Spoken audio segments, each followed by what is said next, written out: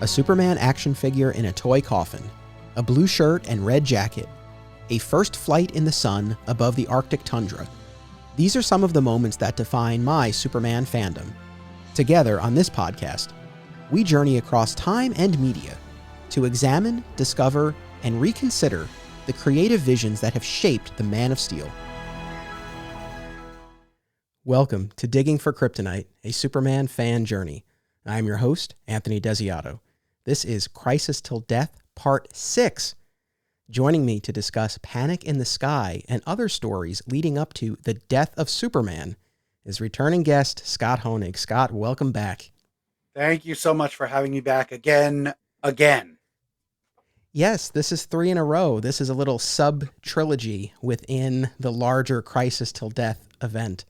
And not just any trilogy. For each of these episodes, our homework has been a sizable 50-issue chunk of Superman comics. No small feat. I remain indebted to you. I remain very grateful that not only are you willing to take on these reading projects, but that you seem to relish them and you never shy away from them. So I appreciate that.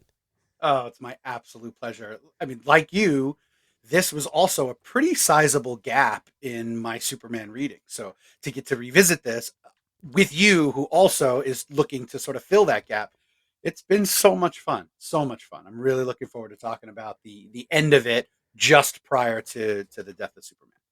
Awesome. No, that's wonderful. And just to kind of take our audience behind the scenes for a minute, once again, it's only been a week for the audience, but for us, it's been a good month. And a lot's happened on my end in that time. So for anyone watching the video podcast, you might notice the layout behind me is a little, not radically different, but it's a little different. Hurricane Ida came for Flat Squirrel Studios, the home office, the home recording studio. We had some water seeping up through the carpet here in the home office. Thankfully, nothing, other than the carpet, which I wasn't all that in love with anyway. Nothing was damaged. I got everything out in time. All of us were fine. You look at the news and you look at everything that was happening, cars floating away, stuff like that. In the grand scheme of things, it was more of a hassle and an inconvenience than anything else. And we can deal with that. But what it meant was that I had to empty out everything. And, we moved here, just over a year ago. And once I got all of my statues and books and art in here, I was like, all right, that's it. I'm so happy to not have to move this stuff again. And sure enough, all had to come out, had to strip the entire room. Well, listen, this, I can relate because in the spring, I also had a basement flood and all the carpet and the walls all had to come out. The furniture had to get thrown away. Thankfully, I didn't lose my comics and my books that you see behind me, but it was the same thing. Like, nobody was hurt. It was a huge inconvenience. It wasn't a tragedy, but it really does. It uproots so much of your life for a huge chunk of time and takes up so much of your thoughts that it's really hard to get the things done that you want to get done. Yeah, 100%. And so my wife is actually the handy one among us. And so it was thanks to her vision and direction. We did everything ourselves. So we painted. So you might notice the walls are now blue behind me. I was like, well, now that everything's out of here, like, let's take the opportunity to spruce it up a little bit. So just like when, Clark came back from the dead in his black costume, I feel like the office comes back with a little different color. So I painted the walls. I got colored, like I have blue lights over me now.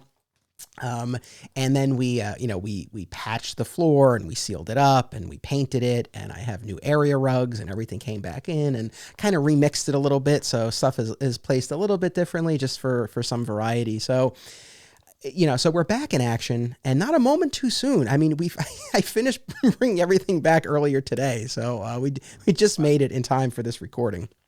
Wow. So we have more in common than we think, because my wife, who's also named Stephanie, is also the handy one in our family too. So couldn't have been more perfect. It's so funny too, because a few episodes ago I had my buddy Jeremy on, and same case there too, where his wife is the handy one. So hey, it's a beautiful thing. I mean, don't get me wrong. I pull my weight. I take the direction relatively well. But yeah, she's the one who knows what to do and got us where we needed to go. The last couple things I want to say about this. One is, they always say, you don't appreciate something fully until you lose it. I only somewhat agree with that in this case, because I've really appreciated having this room, and I've been vocal about that in these episodes and on social media. I mean, honestly, this was not something I took for granted, but yeah, do I appreciate it even a little bit more now? Yeah, probably. Yeah, that makes sense. And then the second and final thing about this, before we dive into the Superman talk, is this isn't, this isn't Anthony Desiato story hour. I know, but I just wanted to mention this. Just how much, and I know I say this all the time too, but how much I love doing the show. And I was so excited, to get back into this space generally, but also I was like, I can't wait to get back behind the mic and do this next episode. And to any fellow podcasters or aspiring podcasters out there, some unsolicited advice: record ahead, bank up episodes. If I hadn't done that, Crisis Till Death, we would have had to put it on pause, but thankfully we didn't have to. It's getting a little close. We're recording this the same day that part 5 came out. So we're only a week ahead now. So I've run out of episodes, but we made it. So you record ahead. It comes in handy. Yeah. If I can even speak on behalf of the listeners, and I think I can do that because I am a listener myself when I'm not the guest. When you do share things about your personal life, that's just as interesting as when you're actually talking about Superman, because, your listeners get to know you over time. They get to care about you. And so they're more invested in, when you're talking about Superman and how it relates to you and your life. So, definitely, I don't think you have to apologize to your audience for that. That's very nice. But, now you've really created a monster, because now I'm like, oh, I just keep talking about myself. No, I won't do that. But I appreciate that. And I feel the same way from shows that I listen to. It's like, it is great to kind of get that insight. And I think it does kind of, give a little more context for what, is discussed on the show. A couple of, I guess, somewhat related things as far as what else has been going on. Because again, we recorded a bunch of these and then they've been coming out, but I haven't been recording for a little while. So a few installments ago, Jeremy and I covered the Ruby Spears Superman cartoon from 1988, and we chatted for just about 2 hours, and we talked about the entire 13 episode series. And when we were done, I said to myself, all right, I'm done. I've said everything I need to say about the Ruby Spears Superman cartoon. I don't think I would do another episode on this. I think I'm good. This is great. And then Dan Greenfield from 13th Dimension, who was also the guest for part 1 of Crisis Till Death, he emails me and he's like, hey, do you want to count down the top 13 episodes of Ruby Spears? And my first response was, but there were only 13 episodes, so this is real easy. Here's the IMDb list of episodes. And then I was like, yeah, sure. I can rank them, and I can kind of talk about the show's unique place in the Superman mythology. And he was on board with that. And it was a lot of fun to do. And I'm thankful to Dan, as always, for the opportunity to write for 13th Dimension. So for anyone who wants to know how I would rank all 13 episodes of Ruby Spears, head on over to 13thdimension.com. But it's like, just when I thought I was out, they pulled me back in. I was like, all right, I guess I got some more. Yeah, but that article is a really nice companion piece to that episode that you did with Jeremy too. So, I would recommend, for those who've listened to the episode, definitely read the article. You'll enjoy it. Well, thank you, sir. I'm real happy with how it came out. It was fun to do. And by the time people are listening to this episode, there might be another article from me at 13th Dimension all about this Stern, Ordway, Jurgens era that you and I have been discussing. Interesting. All right, so I'm going to have to check that out. Either as people are listening or watching to this, or maybe a little bit thereafter, not quite sure, but I've got something else in the works. So I do, kind of to your point, I do somewhat look at them as, as companion pieces. Obviously the articles can stand on their own. And I know there are plenty of people who just go to Dan's site who they'll read the article. They might never check out the podcast. But for those who do both, I think they, you do kind of see how they fit together, which is cool. And, you know, kind of on that note of 13th Dimension readers in particular, Dan put up an article when he was on part 1 of this event where we talked about the John Byrne Superman run. So Dan put up an article about the podcast and about the Byrne run generally. We picked up so many new listeners to this podcast, which is great. And I really appreciate it. And I welcome anyone who's new to the show. I hope you're enjoying these episodes. I hope you go back and check out the past ones. You know, again, if you like what you're hearing, you know, please rate and review on Apple Podcasts. If you're on YouTube, you know, thumbs up and subscribe. It is greatly appreciated, and it does help other people find the show. Aside from just feeding my ego, which, you know, there's that as well. So anyway, I think that's all the business that I have. Is there anything you want to bring to the table, Scott, before we dive in? No, I'm just excited to get to talk about these comics. All right, let me pull up my handy spreadsheet here. To, as we always do, lay out the specific issue numbers that we are discussing. Okay, so for this episode, we read Superman 60 through 73, Action Comics 670 through 683, Adventures of Superman 483 through 496, and Man of Steel numbers 4 through 17. So that's what we read for this conclusion of our sub-trilogy here. You know, Panic in the Sky was kind of the big tentpole story of this batch of reading. As I've done in our past installments, I want to throw you the ball first. I mean, what were your overall impressions? Did you enjoy this leg of the reading? How did it compare to the prior two? Like, what was your overall experience? I definitely enjoyed it. I will say, even though, so it's listed as about the same number of issues as our previous 2 legs. However, it ended up being much more because every issue included was on the DC app. So I had nothing I could skip. so I read everything. This is 13 months of comics, right? If you do that math, that's 13 months, over a year of comics with titles coming out. Like a Superman book came out every week of every month for 13 months that we read this thing. So that's a lot of comics. And I found this leg to be kind of uneven. It almost felt to me like it was 2 separate things. The beginning of the run, the beginning of it, I'd say even up through Panic in the Sky. To me, it's not that I found the stories to be bad, but I kind of found them to be a little forgettable. And I think that that's probably the run where the editorial and creative team started coming up with the notion that they should kill Superman. Because I don't know that those stories really warranted a lot of attention, at least positive attention.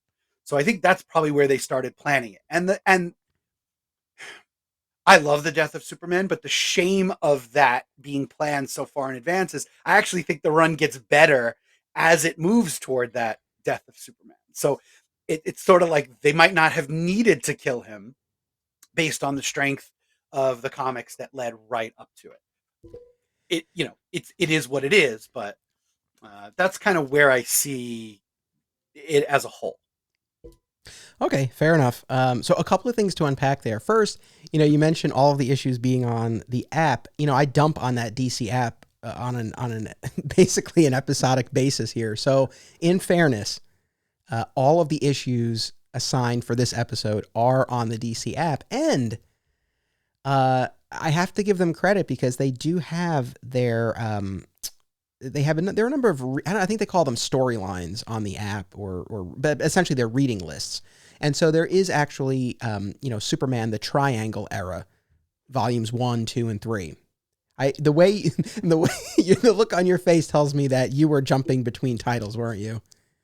I had 4 separate tabs open for each of the titles, and I memorized the order at a certain point. I'm like, all right, no, Superman comes first, then Adventures, then Action, then Menace. Oh no.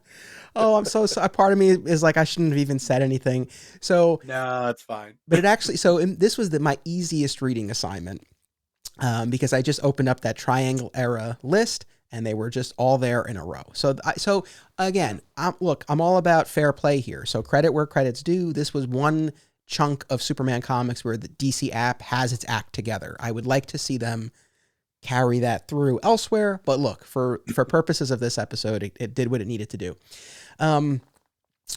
And now, as far as the death of Superman, that's obviously going to be our subject for the next episode. And Bernie Gerstmeyer, who was here for part 2 of Crisis Till Death, he'll be back for that, and Reign of the Superman. So we'll get into this more there. But and I haven't done my full research yet. I will very shortly because I'm recording that in a couple of days. But my understanding of the death of Superman is that it wasn't planned so far in advance, because they were building towards the wedding of Lois and Clark. And it was the basically like the corporate interference. The Lois and Clark TV series was in the works. And of course, that was going to really play up the romantic triangle and the romantic tension. And it was decided to, put the brakes on the Lois and Clark marriage in the comics. So they had to come up with something else to do. And at their super summit, so I guess maybe a year in advance, I don't know exactly the time frame. But Jerry Ordway it became a running joke with every time they had one of these super summits and they got stuck, he'd be like, let's just kill him. And of course, this time when he said it, it actually stuck, and they went with it. So yeah, I don't know. It's a good question as far as exactly when it was decided and what effect that had on the stories leading up to it. I will say for myself, overall, I actually enjoyed this quite a bit. I don't necessarily disagree with you that some of the stories were on the more forgettable side. Especially when you compare this to the prior 2 episodes that you and I did, Exile, Crisis of the Crimson Kryptonite, Day of the Krypton Man, Mark of the Krypton Man.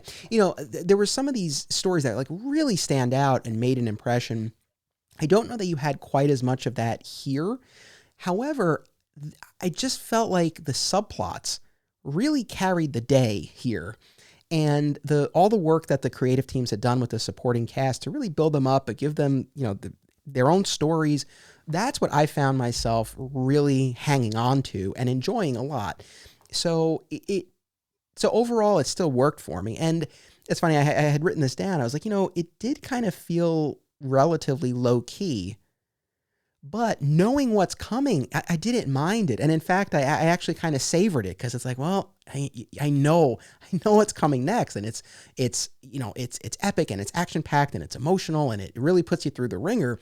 So the fact that some of these stories, and again, there's still plenty going on, don't get me wrong. There's still plenty going on, but I do think it is a little bit more on the low key side, but again, I didn't mind that.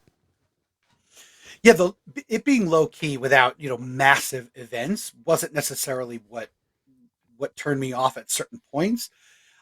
There were storylines. Early on we had this Blackout event, right, which totally confounded me, because not only do we now have the triangle numbering, but every part of Blackout had its own numbering. So you're following the triangles, but you're also, okay, this is Blackout part 3, and to me that was just it was like a bridge too far. It just felt like it felt a little bit like treading water. It felt a little like treading water. And I don't mean that to sound as negative as it's probably coming off right now. I did like the advancement in Lois and Clark's relationship, although based on what we talked about last time, that the sort of proposal came out a little out of nowhere. All of a sudden, to see them, have this sort of deep emotional connection also feels a little bit unearned, but I was glad to see at least they were moving it forward at the same time. I don't know. There were more issues in there that I just felt like, okay, I could have done without that one. Even though it might have moved this forward a little bit or that forward, based on the subplots, but overall, yeah, I did enjoy it. I get what you're saying, and in fairness, I don't know that there's any storyline that we've read for these episodes that I've cared less about than Husk and the Exile world. Could not care less about it, and Yep. It was, I think, at the end of one of the issues, or maybe the final issue dealing with that, where Professor Hamilton has this line where he's like, "I don't know what just happened," and I was like, "Yep, you and me both, buddy." It was Yeah, there were a couple of characters and plot lines that I didn't even know what to say about them in my notes. I just wrote like the War Worlders, ugh, the Helgramite, ugh, even the Cerberus oh plot line, god, which had dragged on really for months and months and months, starting way back in I think the either the first bunch of issues we read or early in the second, and it all comes to a head here, and it seemed so monolithic when we didn't know what it was. And then it was just really disappointing that it was revealed to be some like generic monster with interchangeable heads. And I was like, that's Cerberus? I don't. yeah. And the thing about that, that's probably right below Husk for me. It's like Yeah, right yeah. there.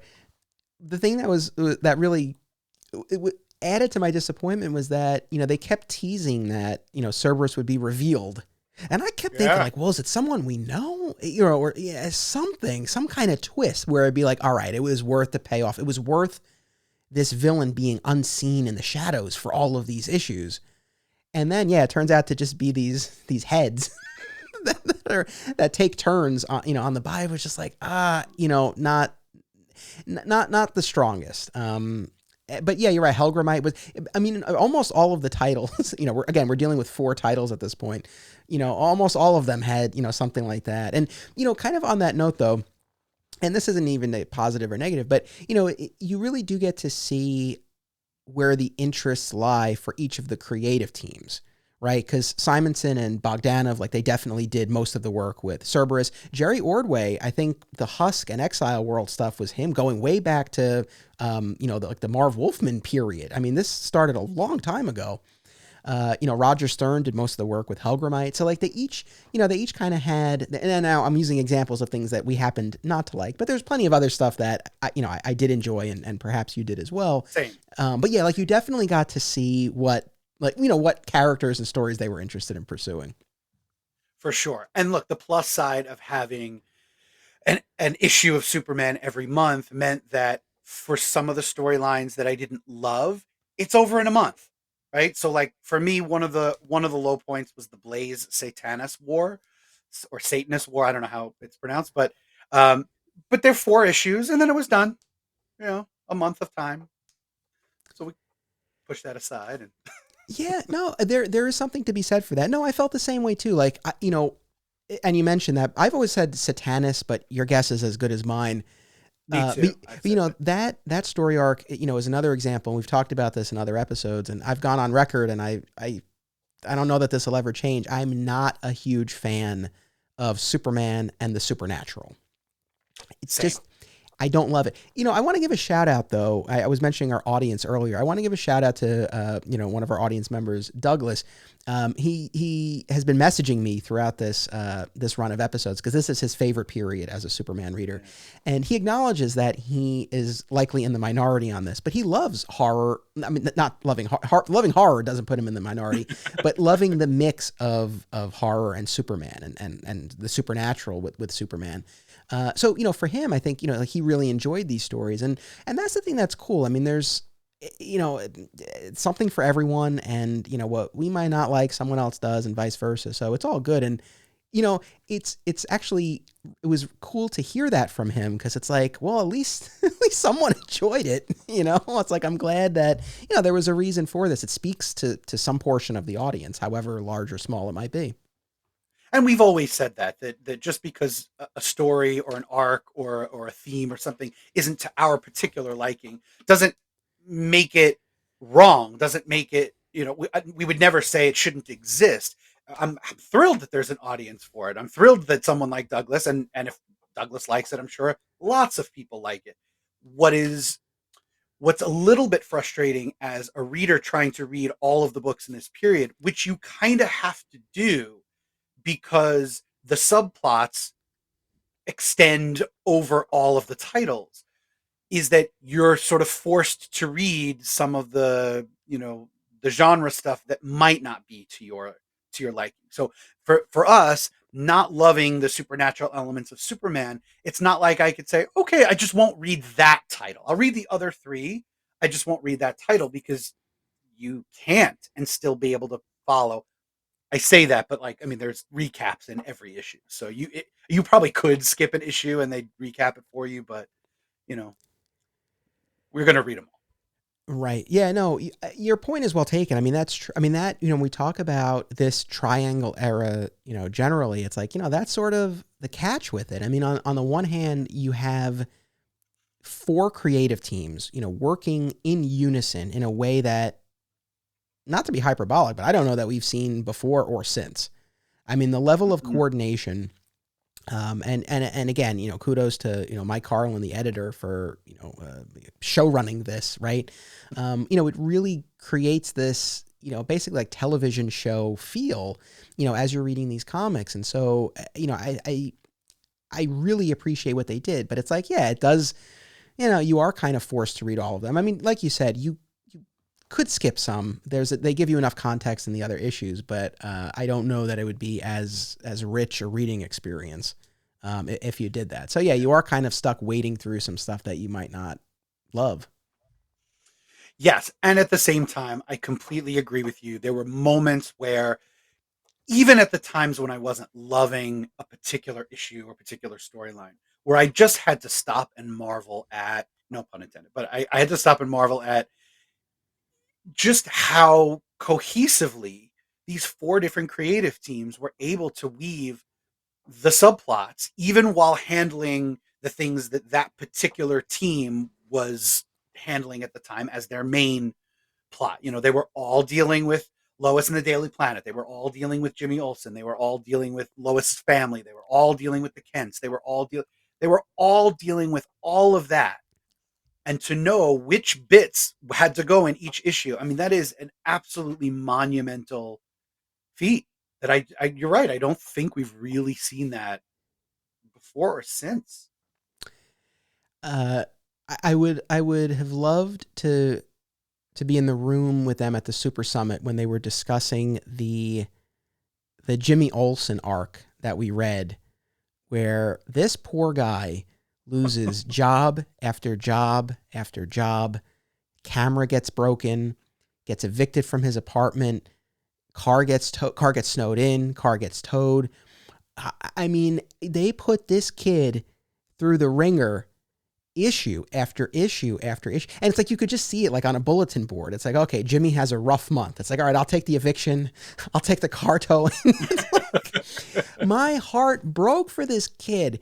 Now, my sympathy only went so far because, he could have gone home to his mother, but pride kept him from doing that. So there, or of course he could have reached out to Lois and Clark. But, overall, I actually thought, I mean, I enjoyed his arc as much as it was painful to watch that character, go through all of that. But, I really felt like it, as much as Jimmy had storylines, and we talked in our prior episodes about, the tension between him and Superman, and that was an interesting angle to play, but this was really his own thing.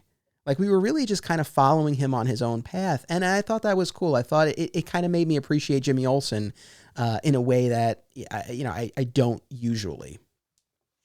Right, because as that sidekick character, we see him maybe imperiled here and there as he's, covering a story, and then Superman rescues him, and that's sort of the end of it. But to see him, go through his own conflicts, and see him, he's gets real down at certain points. I mean, there's a lot of woe is me. Sometimes it goes a little too far for my particular liking. Like, my sympathy only extended so far. But it was nice to see him come out the other end and ultimately be a stronger person and a stronger character because of what he had gone through. And he ultimately learns to, that it's okay to lean on his friends and his family in times of dire straits. Yeah, exactly. We have so much more to unpack about this run. I mean, Lex Luthor II, my goodness, there's a lot to say there. But, as we've made our way now through the beginning of the Triangle era, and again, 98% of this has been new for me. I actually have to go back to the Jeff Loeb, Joe Kelly era that we started this podcast series with, and you were my guest on episode 2, and we talked about the first half of the Loeb Kelly era. Hmm. And a couple of thoughts because I couldn't shake this as I was reading these stories. First of all, I had said, and I actually wrote in a 13th Dimension article at the time, that I liked how the Loeb Kelly era upgraded the technology of Metropolis and made it the true city of tomorrow. And what I said at the time was that I liked it because Metropolis didn't have as distinct an identity as Gotham, for example.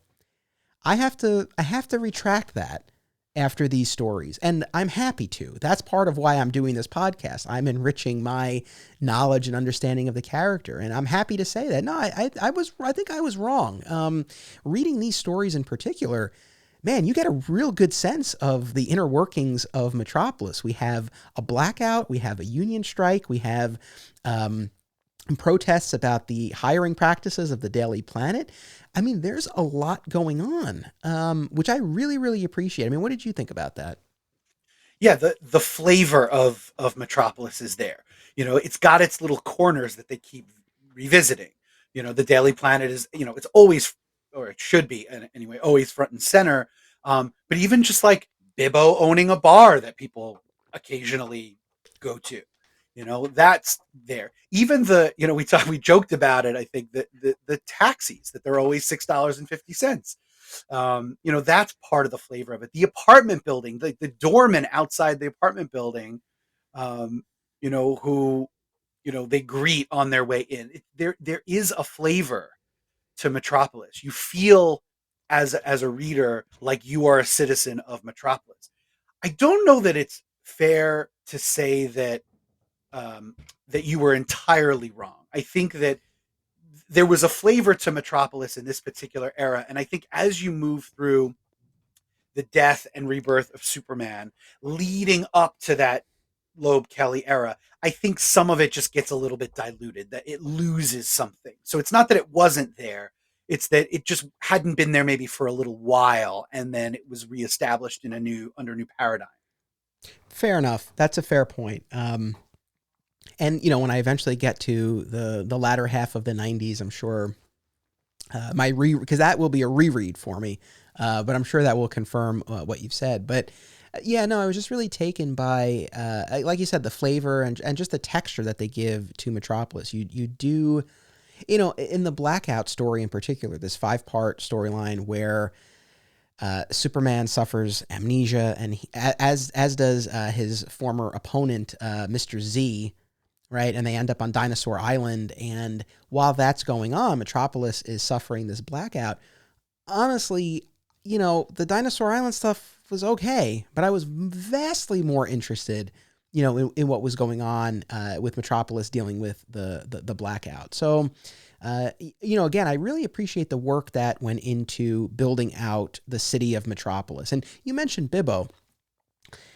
You know, I, there were a few issues and stories in this leg of our reading that really tugged on the heartstrings, and I think really showed the heart and the humanity of these characters, and a couple real strong Superman moments that I want to talk about, but particularly when he's dealing with the abusive neighbor next door. But Bibbo is such a big-hearted, kind-hearted, generous guy. I mean, it was touching, that he wins the lottery and all he does is give. He just gives. He lets his friends drink for free, and he donates toys for the kids, and he takes in Jimmy Olsen. It was great. And again, of course, this is the Hobbs Bay, aka Suicide Slum area of Metropolis. That's meant to be, the underbelly of the city. But you see this beacon of goodness there in Bibbo. Yeah, I love it, and it's a nice counterpoint. Again, we spend so much time in LexCorp Tower and the Daily Planet, but to really get to spend time with the people, down below, it was really cool. I agree. I agree. Now, you mentioned Mr. Z, and I have to go back to him. I had one overwhelming thought as Mr. Z continued to be a presence in the books. Um, are you familiar with the SNL skit from a few years ago called David Pumpkins with Tom Hanks? The Halloween sketch. Sorry. Okay. So they basically did this Halloween sketch where they're simulating a ride at an amusement park that has 100 floors of frights. And you go into this spooky elevator, and every floor, the doors open up, and there's something really creepy that happens. But then Tom Hanks shows up in this yellow orange pumpkin suit, and he and two skeleton people just sort of dance weirdly, and then the doors close and they're gone. And they keep showing up. And the people in the elevator are getting fed up because it's not scary. It's just weird. They don't get it. And at a certain point, they say, how much David Pumpkins is in this? And the elevator operator says 73 out of 100 floors. And they go, why did you go all in on David Pumpkins? And that's how I felt about Mr. Z. Like, why did you go all in on Mr. Z? He wasn't that great a character to begin with. And then to keep throwing him at us in a storyline that made, to me, just no sense was the two of them, amnesiac, on Dinosaur Island. I also was so disinterested. I just wanted to get back to Metropolis.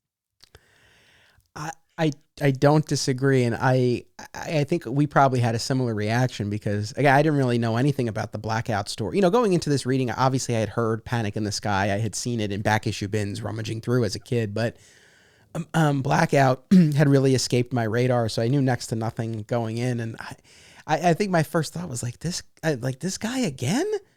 You know, it felt like they kind of got whatever mileage they could out of him previously. And, you know, the setup for Blackout, and that comes very early in the reading for this episode, but, you know, Professor Hamilton is creating this device for Superman to allow him to see the fortress in the Arctic, which, by the way, if I'm not mistaken, this is the only time we deal with the fortress in this run of issues. I believe you're right. Yeah. This leg of reading was real light on Fortress, Krypton. I mean, there's no Eradicator, none of that. Obviously, we'll get back into that in Reign of the Superman, but for now, that really took a back seat. Which, on that note, you see a lot of that. I mean, we don't spend much time with Cat Grant this time around, for example. Right. We spend very little time with the Kents. So there's really an ebb and flow to the subplots and the supporting cast. Although, again, overall, I do think it works well. Maybe with some exceptions, but I think there's enough variety and, stories and characters weave in and out before you can get, too tired of something. But anyway, so Professor Hamilton is creating this device to allow Superman to, observe the fortress so he doesn't have to fly there all the time to check on it. And that's when Mr. Z interferes and messes up with the device. And again, they both lose their memory.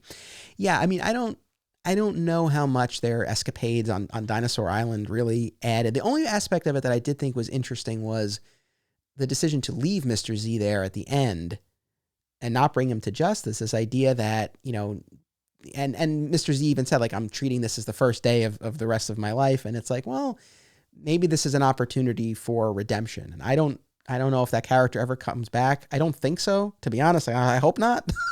So, I don't know if we'll ever get an answer as to, what became of him. But that was the only thing that I was like, oh, that's kind of interesting. Like that moral, quandary. It's like, do you bring him in? He doesn't remember what he did. Might it be worthwhile to give him a chance to be a better person now that he's this blank slate? But other than that, yes, I was far more interested in the actual Blackout, not the blackout of his mind. Right. The setup, though, works because when he does return and he has his memories back, the conflict becomes, Metropolis essentially not blaming him, but saying, like, we were dealing with this. Where were you? You're the one who's supposed to be here helping us during times like these, and you were nowhere to be found. And so Superman has to sort of deal with that. Not that it was his fault, but certainly he has to, take ownership of the fact that he has, to some extent, lulled the Metropolitans into a sense of sort of false security that Superman, I think we talked about this a little bit last time, like they believe that he will be there when they need him, and he can't always be. And so the Blackout, storyline gave him a reason to not be there. I just don't love the reason. But I like the fact that he wasn't there. Yeah, I like that too. And yeah, like you said, I mean, that does point out these larger questions. And we've addressed this on the show before because I think it's fascinating. It's like, yeah, if he does too much for people, might they become too reliant and then they can't take care of themselves, or they're more likely to put themselves in dangerous situations because they know they have this safety net. It really does bring up some interesting, questions on that front. Yeah. The one other thing I want to jump back to about the Loeb Kelly era, because I don't want to forget, because there was the Metropolis piece, but the other thing that I was thinking, I feel like this Triangle era was more, the impression I get as the reader is that it was far more democratic and equal and generous, because I'm not charting this, but I believe that, when we talk about these crossover stories, and, again, Blackout was 5 parts, Panic in the Sky with epilogue and prologue, I think it was 8. The Blaze Satanist War, that was just like 4. But anyway, however many issues it is, I do believe that it varies in terms of which title the arc starts and ends in. That is not the case at all in the Loeb Kelly era. It is, the part 1 is always in Superman by Loeb, and the final part is always in Action Comics by Joe Kelly. And we talked about that when we discussed that era, that it was clear as a reader, even without going into interviews and behind the scenes stuff at the time, it was very clear as a reader that those were the two guys, and I think even more so Loeb, who were really driving the line and dictating what the stories were going to be. And, for better or worse, and your mileage on that will vary. I mean, if you love that era or if you hate it, I don't know, but it was just interesting to compare that. And that definitely stood out, where I was like, yeah, you definitely have more variety in terms of who's driving here. No, you're absolutely right about that. And you do see, a real evenness and fairness when you look at the 4 titles that we're dealing with. Like even Man of Steel, which is the new addition, it's still the relatively new addition to the line. And pretty much as soon as it debuts, it's just a part of the line. Like it's not this, they don't treat it as a secondary title to try to get readers on board. And maybe that's the benefit from a marketing standpoint of the Triangle numbering, is that, now that Man of Steel is the 4th book in the series every single time, that you are necessarily on board with it. I mean, the creative team is also spectacular. No one's going to sneeze at Louise Simonson and Jon Bogdanove, but they could easily just have sort of shoved it in there, let it fly under the radar a little bit, see if people pick up on it, then include it. Nope, it was right there from the very, very beginning. They went all in, and then. But I will take a commercial break. But while we're talking creative teams, again, I know since I started this podcast, I always focus more on the writing side. But there were a couple of things I wanted to say about the art. First of all, Tom Grummett, who I've long enjoyed his work, and as a kid who started in the early 90s with Superman, I mean, his work is definitely like seared in my brain, right along with Jurgens. But the thing that really stood out in this batch of issues was I felt like Grummett did the best job of making the characters feel young and vibrant. Not that the other creators drew them as, old folks, but, it was the issue where it opens with Lois and Clark looking into the oven. They've burned dinner, right? And I just remember I was like, oh, like they look like a young, fun couple. And you didn't really get that so much in the other ones. And again, I like the art really, for the most part in the other books, but that really stood out. And I just really appreciated that, because it's like, yeah, I mean, as much as they're adults, and I do think what an adult means now versus what it meant then is different. I really do. But I did appreciate that. And then the other thing was Jackson Geiss, who comes on board Action Comics, really just brought this like sexy, like sultry quality to all of the I mean, especially the female characters, but all of the characters, but not in a cheesecakey way. I mean, they just really felt, and it's funny because I know I just talked about how much I liked the youth that Tom Grummett conveyed. Here, they definitely felt more mature, But it worked in its own way. And so I really, those two really, really stood out to me a lot. I enjoyed the art from those two guys in particular. What about you? So I have a note here as well about Tom Grummett. To me, his art stood out because it was this perfect blend of classic Superman, like whether you want to look at it as like a Kurt Swan or even a Joe Shuster, and this really contemporary, youthful style. It was such a perfect blend. It was dynamic. It had life to it. Every page, particularly the ones where Superman was flying or moving in some way, really felt that there was a kinetic quality to it on the page, that it wasn't this static. Jackson Geist isn't my favorite, but I do agree so the first issue or two that he drew, I was really put off. I was starting to really get used to Bob McLeod on the book, and so I was disappointed that he wasn't there anymore. And Jackson Geist is a very, very different style.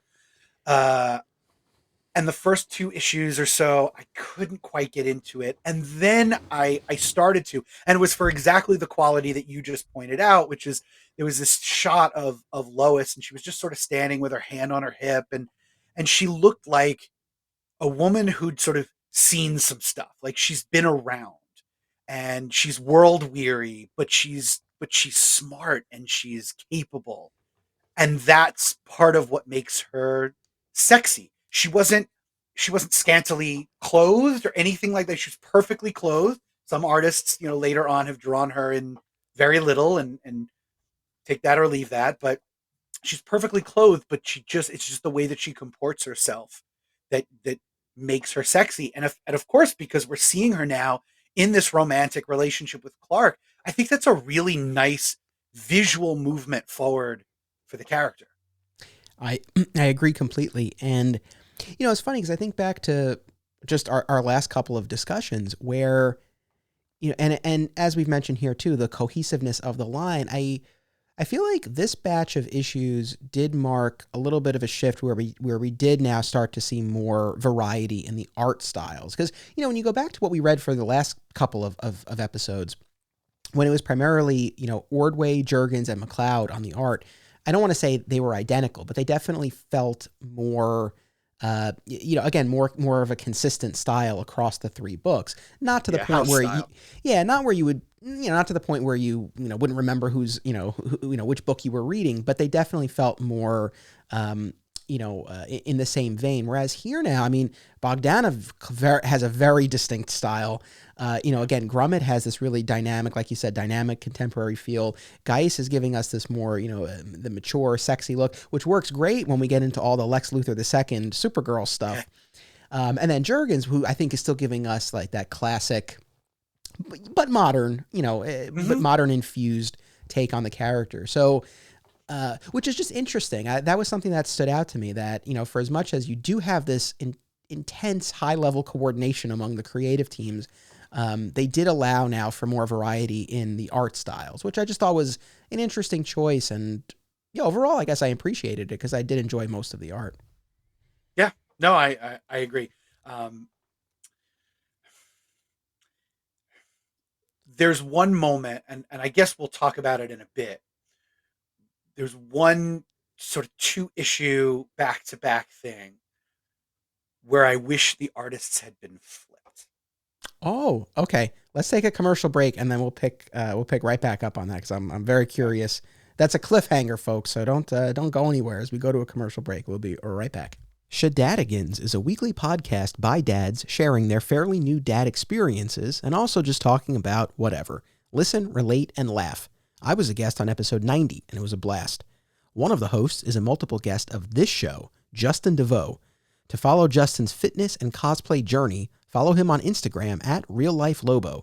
And if you're interested in starting or continuing your own fitness journey, check out Iron and Honor on Instagram. If you enjoy this show, please make sure you subscribe, rate, and review. I also hope you'll consider joining my Patreon community. The support of my patrons enables me to produce this podcast, and patrons get rewards too, including exclusive episodes, advanced listens, and more. Sign up today and get instant access to the back catalog. visit patreon.com/Anthony Desiato. Thank you to all of my patrons. I truly appreciate your support. I really do appreciate everyone's support. So thank you to everyone who's a patron, especially, when you get hit with an unexpected home improvement project. It really is really appreciated. All right. What was the two-part? I think I can guess, but I don't want to step on your toes. What was the two-part story where you wish the artist had been flipped? So there's a pair of Christmas issues.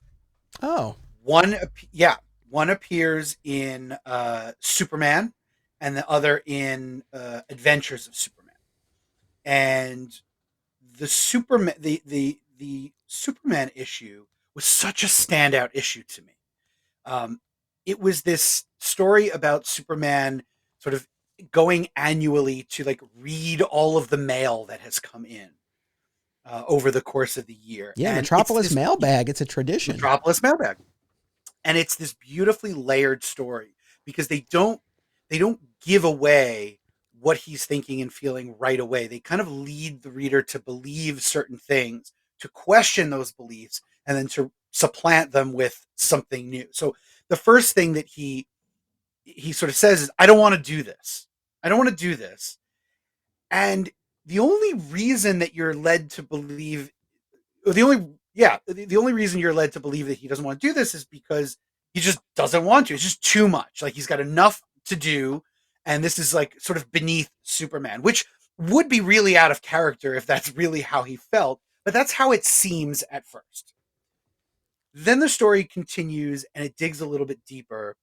And they make you believe that it's because people ask for too much or they ask for unreasonable things. They ask for money.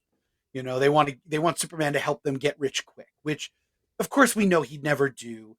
And that's frustrating, but it's not that either. That's not the reason.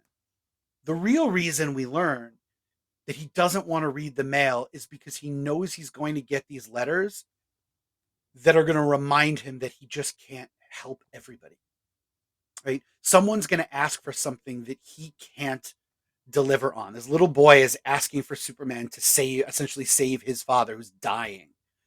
And that's just not within his powers. It takes us right back to Superman the movie. He says all these things I can do, and I couldn't save my own father who just had a heart attack. It's just, he can't stop it. And there's this beautiful pair of lines where the kid says, but you're Superman. The emphasis on the super, and his reply is, no, I'm Superman. Emphasis on the man.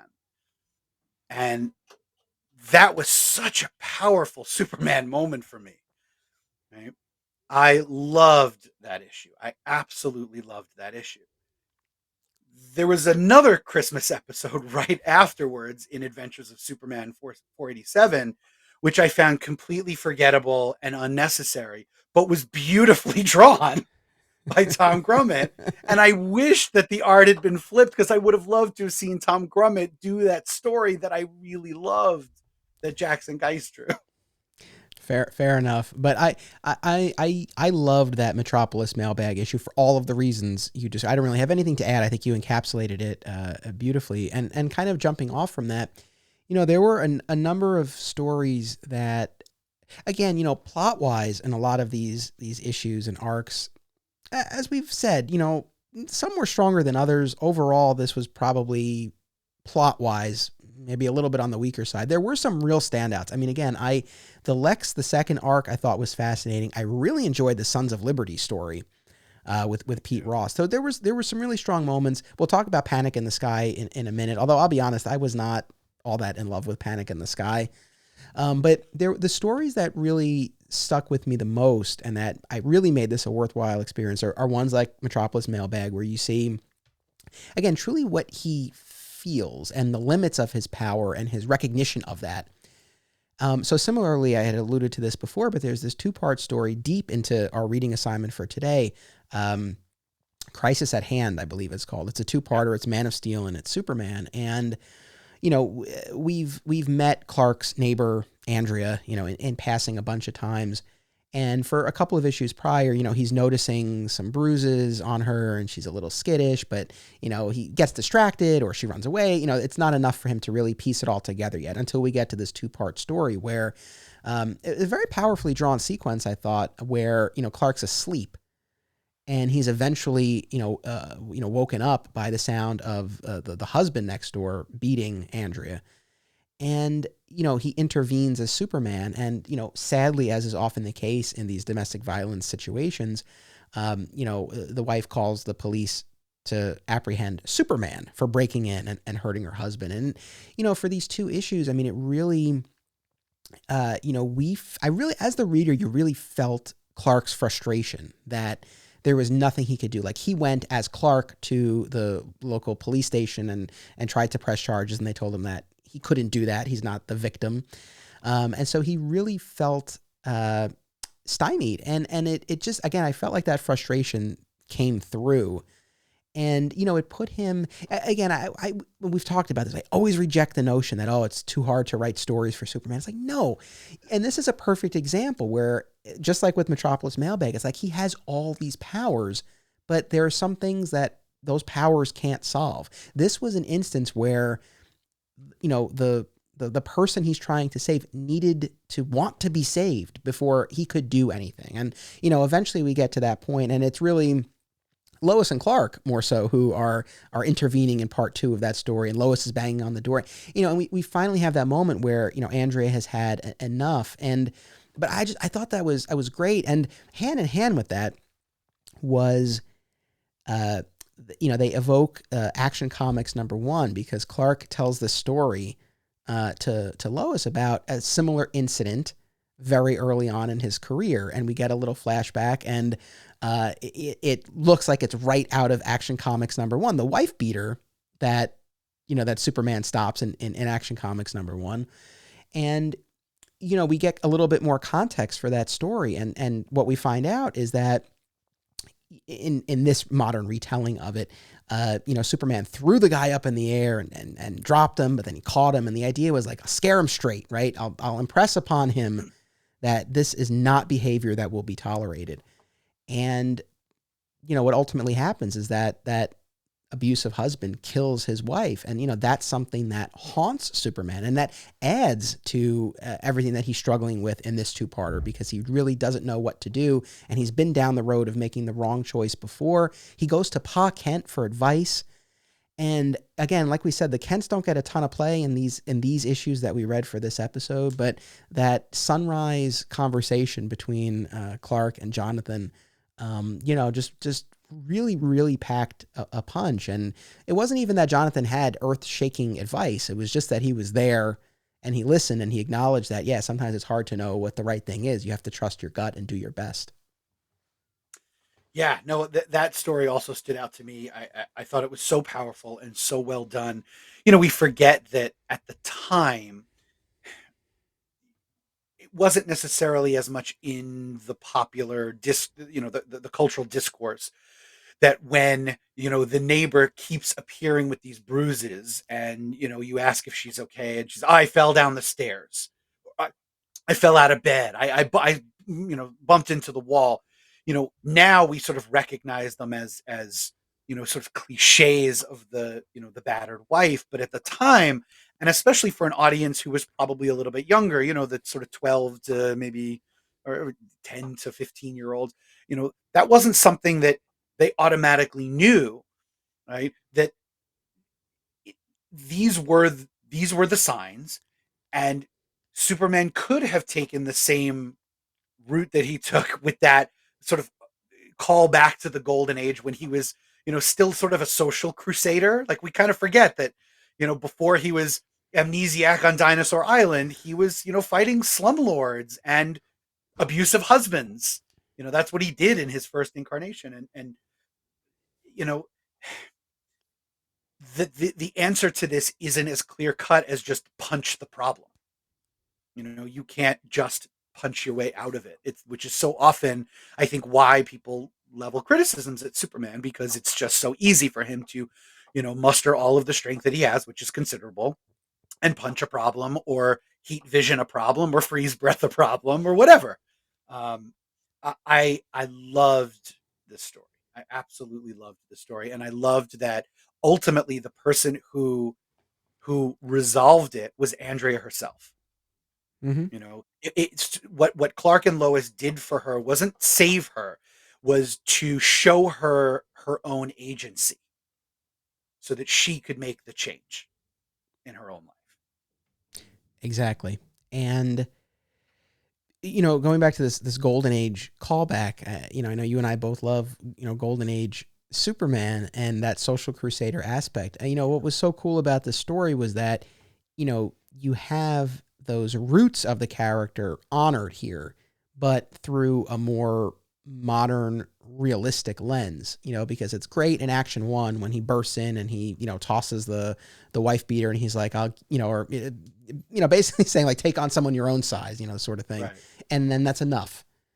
But, sadly, as we know in the real world, it's like, no, that's usually not. And so, again, the fact that he was challenged in a different way and really had to work his way through it.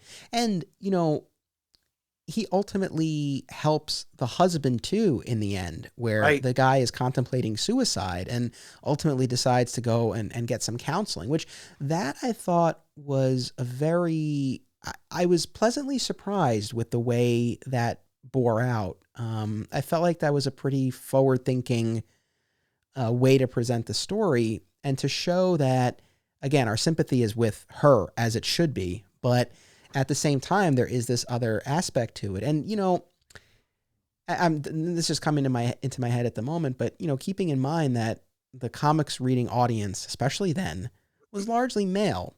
So, if someone was going to identify with the husband or the wife in that story, sad to say, but I mean, there might have been some, there might have been some readers who were in, more akin to the husband, and maybe that might have made them change something or think about changing something.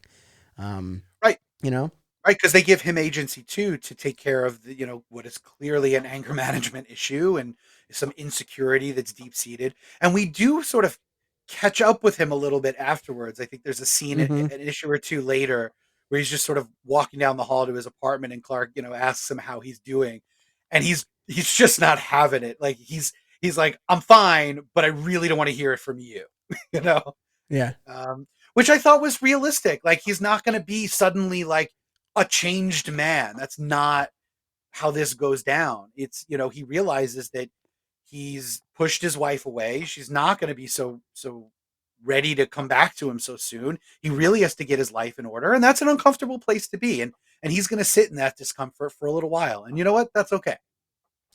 yeah, exactly. Yeah, I like that little follow up scene. Again, they don't give you much, but he mentions that he's in counseling, and he's like, but it's none of your Right. business. And so yeah, you see this guy isn't suddenly an angel, but at least he's trying.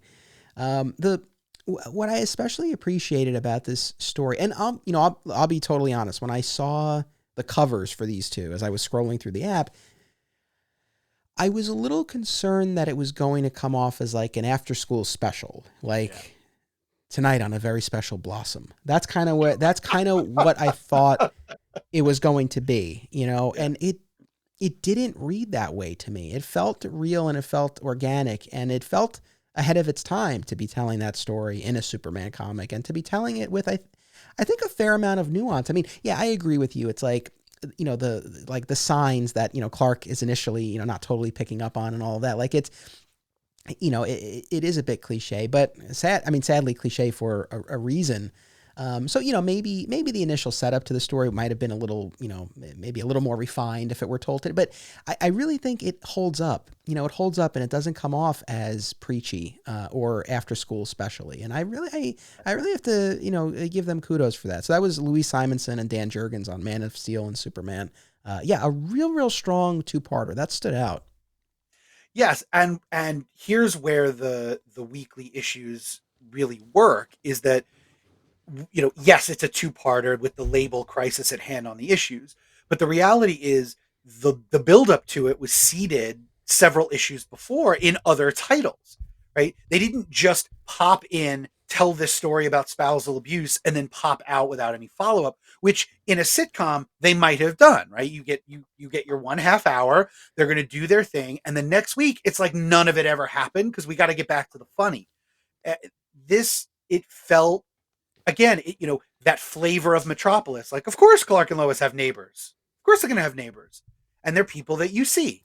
And when you see them, they have their own lives. Yes, our job is to follow Clark and Lois because it's the Superman title, but these people have their own lives and their own problems, and so when it's in there, and then it explodes into the conflict, right? It becomes the A story for a little while, and then it fades out and becomes a B and C story again, right? So it's not forgotten about. That is the benefit of having the 4-part month. Yeah, the way they're able to weave everything in and out, and again achieve that ebb and flow, I think was very, very strong and very well executed. And we keep talking about the supporting cast. It's quite the canvas. It's quite the cast of characters. I mean, of course, yes, Clark and Lois, Jimmy, Perry, our core group, but also Alice, and of course Lex and Lex's various doctors and associates. Supergirl, Bibbo. Maggie Sawyer, Dan Turpin, Inspector Henderson, again, Cat Grant, Jose Delgado. I mean, the list goes on. And I think what I just so appreciate, again, when you're in an issue or storyline where maybe the plot isn't grabbing you're still invested in the character. So there's that value. But I think at a more fundamental level for me, especially, is that I don't like when Superman is depicted as too aloof or removed or godlike. And I think populating his world with all these people he's interacting with and who have their own lives and stories that, he's weaving in and out of, I think it just really creates this overall sense of he's a person living a life in a city. And I think that's like the ultimate value of this cast. No, I absolutely agree, and it goes back to that line from that Christmas episode that I'm Superman, and if we focus on the man part of it, yeah, he's still super. It doesn't take anything away from that, but if the stakes aren't personal, we stop caring about whether or not he succeeds. That's just good storytelling. So when it gets to be its most ridiculous, you'll notice, like, the theme throughout our 3 episodes here has been when it goes to the realm of the sort of ridiculous, where it hinges so much on just some plot device, then you and I tend to check out a little bit. And when it hinges on something in a relationship, when it hinges on that interpersonal connection, you and I are dialed in 100%. Right? Yes. I don't think that's a coincidence. No. I agree with that completely. And kind of continuing along this thread of the personal, but also just showing the humanity of Superman. Again, that 2-parter and the Metropolis mailbag, those really accomplish a lot. But there's the issue where he confronts, the Matrix Supergirl, who is now embarked on a relationship with Lex Luthor II. We got to talk about Lex. And, Clark doesn't know, what's going on. He doesn't know if she's revealed his secret. There's that worry.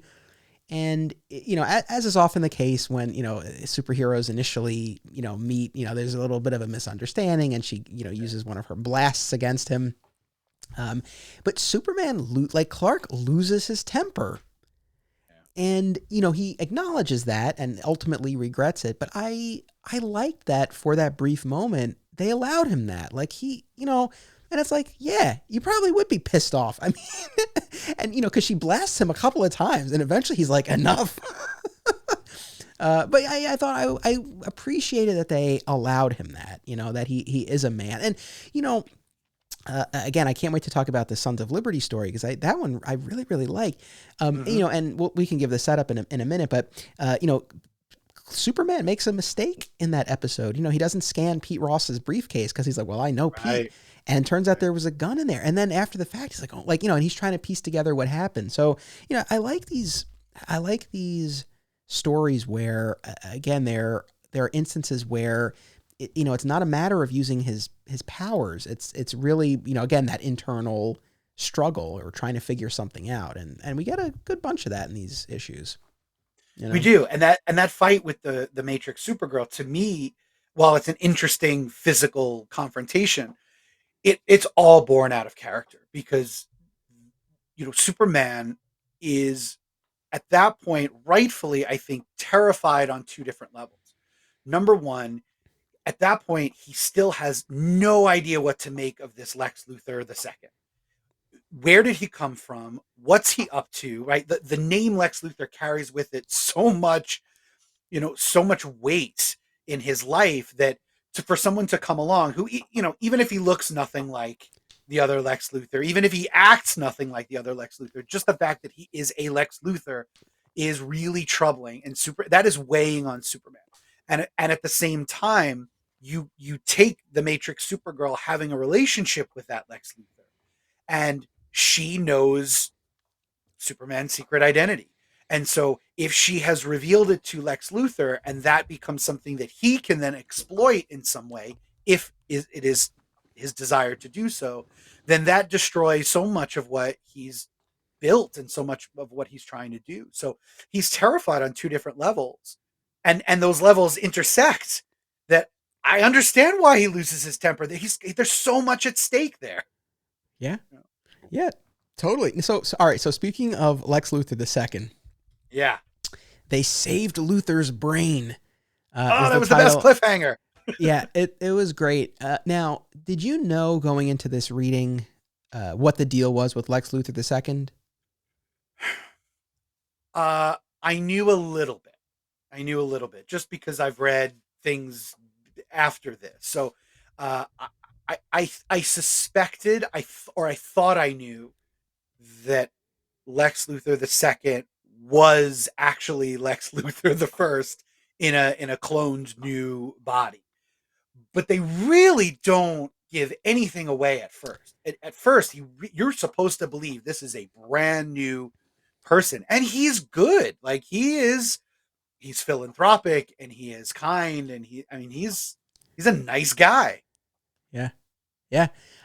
I actually love Lex Luthor II. I love this whole storyline more than I thought I would. And again, Roger Stern and Jackson Geist did most, I think, of the work. They had numerous issues that were really devoted to Lex II. So I knew the deal because, again, by the time I was reading with, from Death on, the audience knew. Later, of course, the rest of the characters would figure it out and it would all blow up. But, I remember reading as a kid after Superman died and Lex is thinking about how he was the one who wanted to kill Superman. And we get a recap as far as how he ended up in this clone body. So it was not a surprise. But, to your point, as I was reading this, I was like, if you were reading this at the time, or if you were reading it now cold and you had no idea, I don't know that you would guess that. I mean, you would probably figure there's some twist, right? Because it's Lex. There's got to be something. But I don't know that you would think they saved Luthor's brain in a jar and cloned a body around it. And I would actually love, to our audience, Douglas or anyone else, for anyone who did read this storyline cold back in the day or more recently, if you didn't know going into the story, were you genuinely surprised, or was this something that you were kind of predicting? I would really be curious to know, because I agree with you. I think the way it plays out, you figure there's something. And very early on, we as much as he is portrayed as, he's this helpful savior, he arrives during the blackout. He's right. The one who ultimately puts an end to the union strike at the Daily Planet. Mm-hmm. He pledges to, buy up all these ads so that the revenue will increase and they'll be able to keep everybody on and meet the union's demands, blah, blah, blah.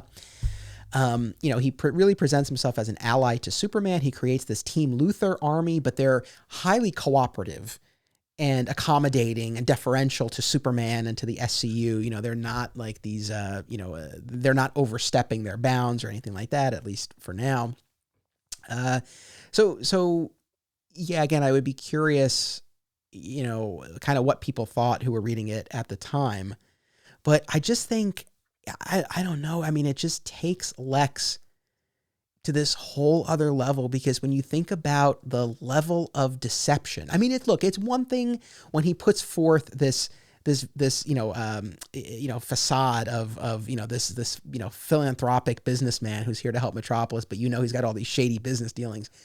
But to pose as your own son, it's like And, to be meeting, quote unquote, meeting everyone for the first time. But of course he knows it just, I don't know. I really felt like it took Lex to another level. Yeah, to a completely sociopathic level. Yeah. Because he has to now fake so many human emotions during so many human interactions with so many people that it seems like it would be an impossible task. I mean, he is a genius, whether he's evil or not, he's a genius. So I get it, but there's a level of sociopathy here that is just astounding, absolutely astounding.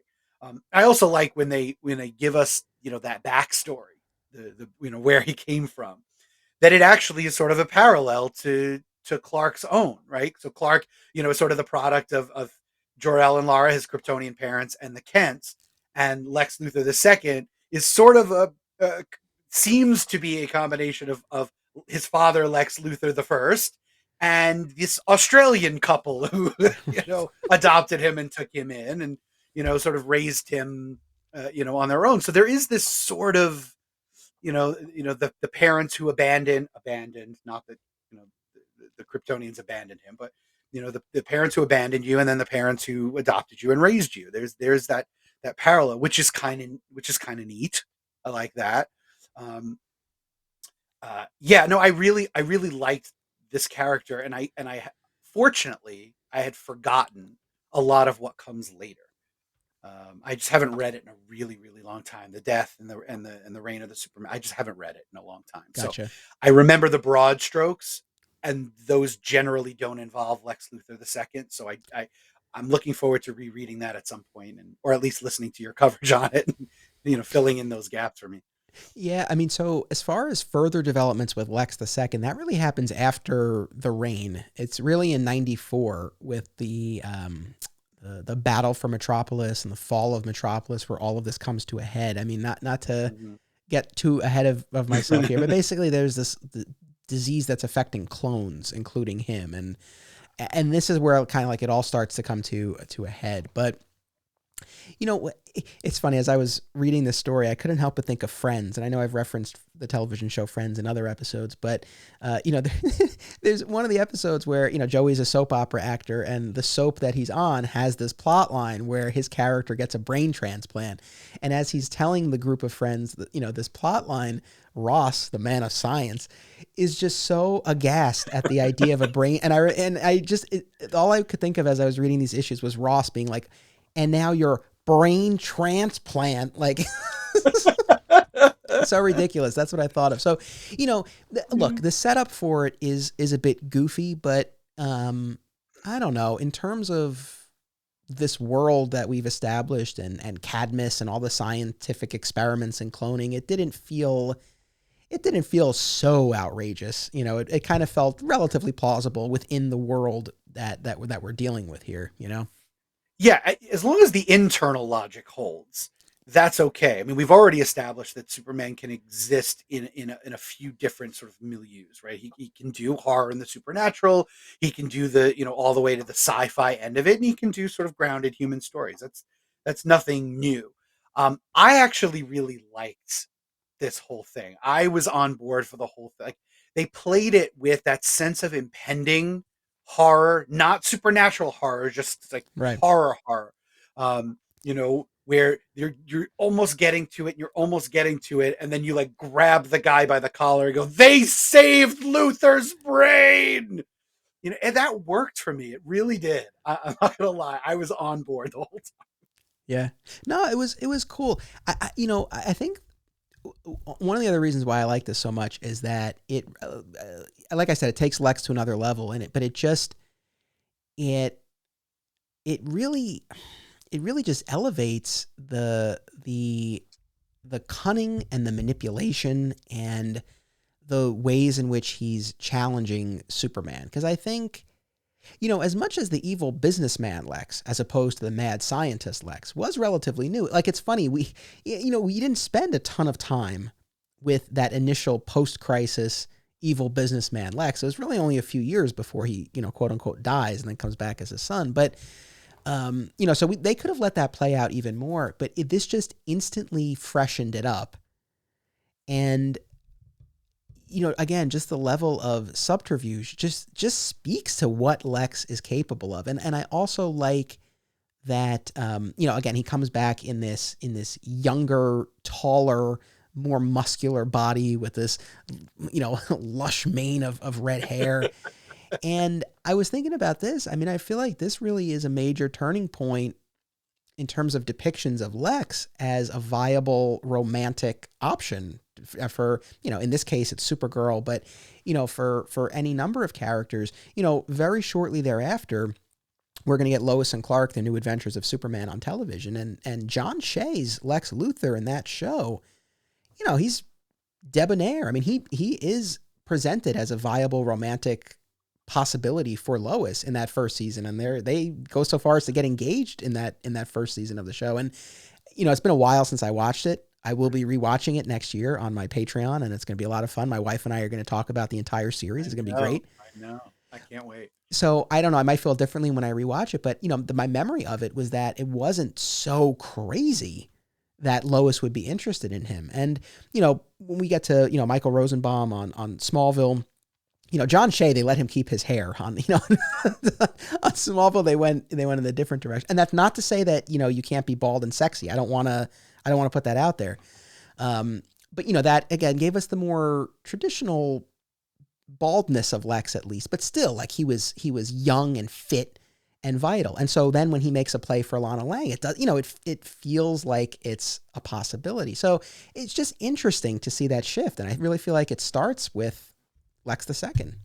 Yeah, and I would even throw into the ring with the actors you mentioned, the Timverse animated version voiced by Clancy Brown. Yes. Who also is, I mean, he's really fit. It's bald Lex in the tailored suit, but he's really fit, and that voice.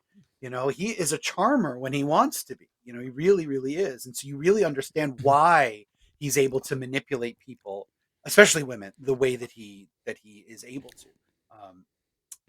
Yeah, I don't even know where I was going to go with that, but I just wanted to throw that one in there. No, that's a good point. I'm really glad you brought that up, because I think that really does support this notion that we really have a pivot point here with the character of Lex. He's not this, like the older pudgy guy who's not, really presented in that romantic light. And again, very quickly they throw him into this romantic entanglement with the Matrix Supergirl. Yep. And again, the level of manipulation, I mean, she's immediately drawn to him because he looks just like the Lex from the Pocket universe who created her. And he, of course, preys on that and also takes advantage of her shape-shifting abilities. I mean, it's real twisted. But again, I mean, I think it's just a new dynamic to play. It's a new way to approach the character of Lex and his interaction with these characters. And I think that's what resonates with me the most. Yeah, I know what I was going to say now. It also shows the level of forethought. Yeah. That plan is it carries him all the way back to, I think, when his hand had been poisoned by the kryptonite ring, and he had lost the hand, and then shortly thereafter, I guess, receives the diagnosis that no, it's killing his entire body. And from that moment on, he starts crafting this really complicated plan to make sure, because he's just so vain, he'll never let himself actually die. He can't stand the thought of a Lex Luthor-less Earth, so he's got to create this plan that's so far in advance, right? So far in advance that it actually continues upon his return as this new person, and he's still scheming. And this, I think, is really the first time where we start to get a sense of Lex as being on par in intelligence with like a Bruce Wayne, where he's thinking so far ahead of everybody else that nobody can touch him. And that was always a really interesting dynamic for me with the Superman Lex thing. It's not that, like, Clark is very, very smart. He's not Bruce Wayne smart, and he's not Lex Luthor smart, but he's really powerful physically in ways that Lex Luthor just isn't, at least not in a green and purple battle suit. So you've got this classic sort of brains versus brawn conflict that, to me, has always just been really satisfying. And I think maybe we're seeing the beginnings of that here. Yeah. Yeah. No, well said. Yeah, I don't know. It was an inspired choice, I think, I don't, it's funny because I don't know that I really have a great sense of how the fandom views this generally. I don't have much, and for people out there, feel free to reach out. But and again, I know how it resolves, so maybe that's part of why I mean, again, I don't know. At the time, maybe it was too tough a pill to swallow. I mean, I really don't know, but again, I definitely think it works. It really freshened things up, and yeah, to your point, I mean, it really just does show the level of forethought and planning to a degree that, as much as Lex was always depicted as being highly capable, I mean, I don't know that we would have attributed, something to quite to this extent, to him. Right down to what the sleep tapes on speaking with an Australian accent, Right. Which that's the one thing I don't know that's acknowledged later. Because I don't have any recollection of reading from the death forward and them referencing an Australian accent, unless it's very possible I'm just forgetting, or maybe it just went over my head at the time. But that was one of the things when I was reading these stories for the first time. I'm like, oh, like that was never in my head when I was reading Lex the Second stories later on in the 90s. Yeah. So now that you say that this all comes to a head in the fall of Metropolis and all that, that's another fairly sizable gap in my Superman reading. So that might explain why I just don't remember how any of this resolves at all. So Gotcha. I'll be excited to hear down the line when you cover that. Nice. Let's take one more quick commercial break, and then we'll finally get into Panic in the Sky. So we'll be right back. The Hive Comics and Games is an oasis of nerd fun and events in the heart of Odessa, Texas. Whether it's comic book superhero stories or role-playing in a dungeon, the Hive is where to be. Come tap your mana and face off against the top Magic the Gathering players in West Texas. Hive carries a majority of new comic titles each Wednesday and has all of your favorite titles in their back issue section. Follow them on Facebook at The Hive Comics and on Instagram at The Hive Comic Shop. Film lovers and filmmakers should check out this family of film festivals: Brightside Tavern in Jersey City, Hang On to Your Shorts in Asbury Park, Point Lookout on Long Island, and In the Cut in Bloomfield, New Jersey. Submission information for filmmakers, as well as details about the festivals generally, can be found at filmfreeway.com. Also, be sure to listen to the Hang On to Your Shorts and Cullen on Film podcasts, available via a shared universe network.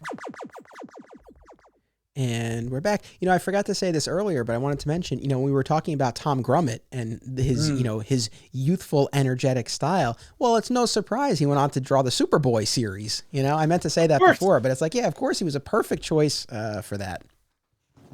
Yeah, I mean, look, I know you're going to get to it in a couple episodes anyway, but I think all of the artists who ended up handling the 4 different iterations of Superman upon his return were perfectly suited to that version of the character. So yeah, I'm so excited to hear you cover that, because I haven't thought about those in a really long time. Yeah, I'm really looking forward to these final couple of episodes that we have coming up as part of this event. So, we've talked a lot already in this episode about what was going on in these books, and we've hit on a lot of the supporting cast and subplots and things like that. And I think probably our favorite stories we've addressed. Some of the other ones though that I do definitely want to talk about, of course, Panic in the Sky, the Blaze Satanist War, just a couple of things about that, and the Sons of Liberty storyline, which Yes. That was a real unexpected delight. I didn't know about that story really at all going in, but basically Pete Ross, who initially was working for a senator in D.C. and then ultimately takes the place of the senator when that senator is assassinated, gets caught up in this homegrown right-wing terrorist group, the Sons of Liberty, who try to force Pete to do their bidding. Initially they simply make the request that he vote a certain way, and he does not follow their instructions, and then they take it up a notch by kidnapping Lana and forcing Pete to bring a gun into this closed Senate hearing where they're going to be taking testimony from one of the Sons of Liberty ringleaders, and to have Pete kill this person before he can incriminate the rest of the group. And it puts Pete in such a tough spot. And this is right as Lana and Pete's relationship has blossomed in DC, which again, as far as the subplots, that was something that we had spent some time with. And again, that's a perfect example to exactly what you were saying earlier, where for a bunch of issues, the Pete Lana stuff is just kind of like simmering in the background. There's one issue, I think, of Man of Steel where I swear it's only the bottom third of one page where we see Lana like interviewing for a job, and that's it in the entire issue. So it's just kind of simmering there. But then we get to this, 3 or 4 part Sons of Liberty storyline where it all really comes to a head. What did you think about that arc? It's funny. So a couple of years ago, maybe a year or two ago, I can't even remember when at this point, the CW Supergirl show did they called it the Children of Liberty, but it was the same thing. And I thought at that point, as I watched it, that this was a sort of reaction from the makers, the writers of the show, to sort of the current political climate. I had no idea that the origins of that story were right here, complete with an Agent Liberty character, who, by the way, was played on Supergirl by Sam Witwer, who had played Davis Bloom / Doomsday on Smallville. That's right. It was a nice little bit of stunt casting there, which was very, very cool. I really enjoyed when they did it on Supergirl. I thought it was super relevant. And to see it unfold here, I couldn't help but think about not only how good the story is for the reasons that you said. I mean, it's such a personal story with so much character stakes for Pete and for Lana, and then for, of course, Clark, and by association. But thinking about some of the voices among comics and pop culture fandom who argue that our pop culture shouldn't be political, that they're not looking for politics in this. They want it to be pure escapist fantasy and nothing more. And a lot of the criticisms today are leveled at the idea that, well, comics never were political and you're just now making them so. And I want to go, hey, this is 30 years, 25 years ago. And they were, there's a line in this that somebody utters. They say, Sons of Liberty indeed, just a high sounding name for a right-wing death squad. I mean, it doesn't get more political than that. And there's no mistaking what the leanings of this story are politically. So like, it's been there for a while. And I was shocked at just how front and center, how brazen the creators were with. I mean, I applaud it, but I was really surprised. Yeah, as was I. It's unfortunate that there are things addressed in these issues. Again, the domestic violence, this homegrown terrorism. Things that, again, we're talking 30 years ago in these books, but there's still issues today. Labor disputes, right? Yeah, labor disputes. Again, discriminatory hiring practices. That comes up where there are protesters outside the Daily Planet, and this is also where we meet Ron Troop. He came up in the I think in our previous batch of issues, but he gets a lot more play here, and he eventually takes a job at the Daily Planet. So there are all of these things that So I think in a lot of ways the books were ahead of their time, but then again there is also that element of sadness that it's like things that were relevant then, like sadly still are. But yeah, I mean, the books went there. This was actually something that I was messaging with Douglas about, going back to, one of our listeners. Cause again, he's really, been sharing a lot about his love of this era and, the things that have resonated with him. And, and this has come up in a bunch of our episodes already, but, Maggie Sawyer, being an early queer character in comics, though they don't even utter the word gay in those early issues, but it's, the intent is there, to everything that we're talking about in these issues here. It's like, they really went there in a way that I don't think I was expecting going into this reading project either. No, for sure. I also was a huge fan of the conversation that they had about hiring practices at the Daily Planet. And I couldn't help but think, of course, that there was a meta quality to that, because when you look at the stable of personalities in the Daily Planet, not just the big ones, Perry, Lois, Jimmy, Clark, but really across the board, even just some of the ancillary characters who pop in and out, you know, they're all white, and they had been white for decades and decades and decades. And so I have to wonder if the comment in the story is also a sort of comment to past creators for not introducing characters of color or queer characters, a little bit sooner than they had. But this was definitely a start, and Ron Troop sits at the center of that. And of course, we know he goes on to become a mainstay of the Daily Planet supporting cast, as he should.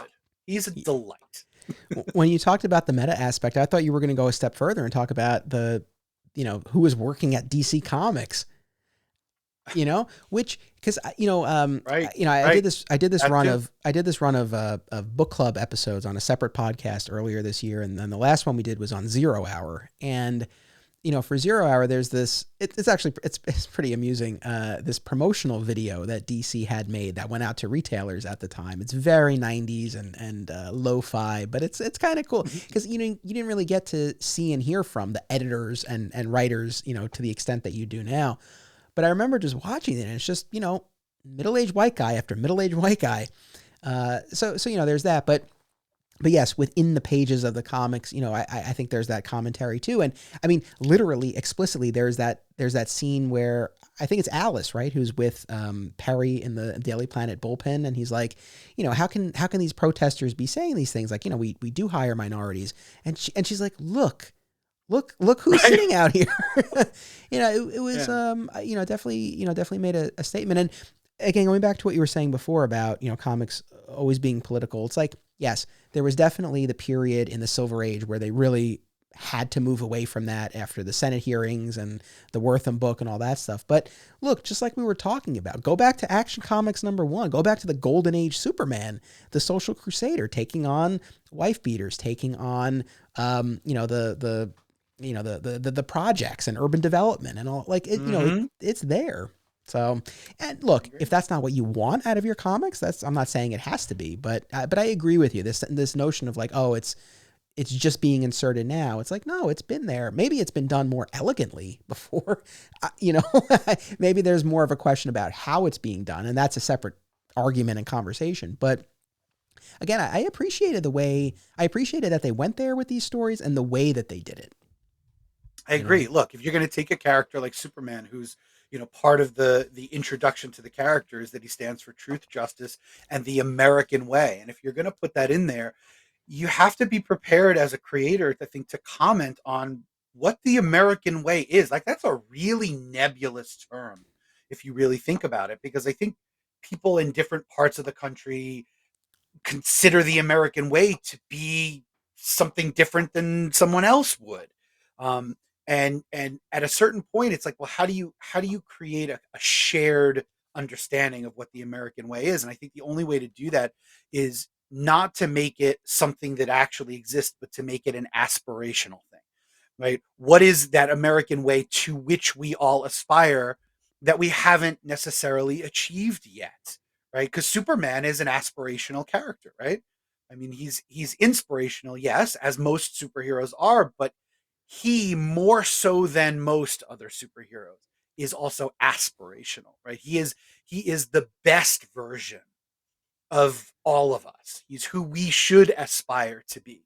And so if he's going to stand for the American way, he stands for an America that is the best version of America that maybe we haven't necessarily reached yet. And so the creators are putting their stamp on what would that America look like? Well, it certainly wouldn't have wife beaters in it, and it would certainly have, a major metropolitan newspaper with a diverse staff on it, right?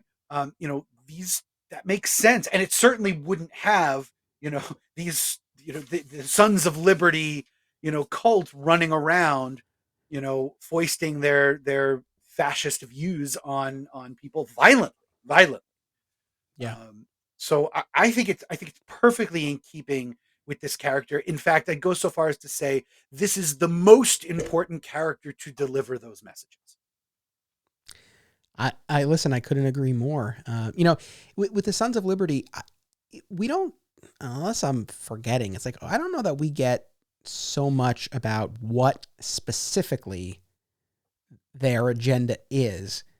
I mean, I guess where we initially meet them and where the major who is being interrogated, who they ultimately assassinate in this arc, we meet him trying to assassinate the president of Karak in an earlier story. So, there's definitely that, that aspect of international maneuvering, but, as far as what they specifically want, in America, for America, yeah, I don't know. They don't totally spell that out. Maybe that's where kind of like the line was as far as how, how much they were going to go into it, but it definitely was interesting. I too thought of the Supergirl TV show. I enjoyed that season and that arc. That was also the season that introduced their version of Lex Luthor. And again, I'm a big fan of Sam Witwer from his portrayal of Doomsday on Smallville. So it was cool to see him in that. And, they really took the approach of, it was really, their story was an allegory for the anti-immigration sentiment, and through the lens of people not wanting aliens from outer space, actual aliens versus actual aliens. Right, yeah. So that was what the show did. But again, I was not familiar really at all with Agent Liberty from the comics or this backstory. So it was cool to see, and yeah, I mean, it really had this very personal component with Pete and Lana. And man, I go back and forth with Pete and Lana because, in these issues, we get to see the beginning of their relationship. And, in this post-crisis version of the story, Lana has always loved Clark, but Clark hasn't, at one point, like later in one of the issues we read, Clark describes her to Lois as an ex-girlfriend, but it's like, really the way it's always been painted is that, she's pining for him and he doesn't really see her that way. And in one of these issues, he even calls her kiddo. I mean, if there's any way to totally give the impression that's not what you want, there you go. Yeah. So, which I've never really liked. And I recognize that's probably a function of being such a fan of Smallville, the TV show, where they had this intense relationship, and, it begins with him pining for her. So, that was kind of my big introduction to Lana at that point in the story, I guess. So I always have that in my head. So I don't necessarily love this post-crisis version where it's really more one way. But in these issues, she comes to see Pete in a different way. And when it first happens, they're in DC together, and they're in separate apartments in the same building, and then her apartment floods, and then she, goes to stay with him. And, she has this moment where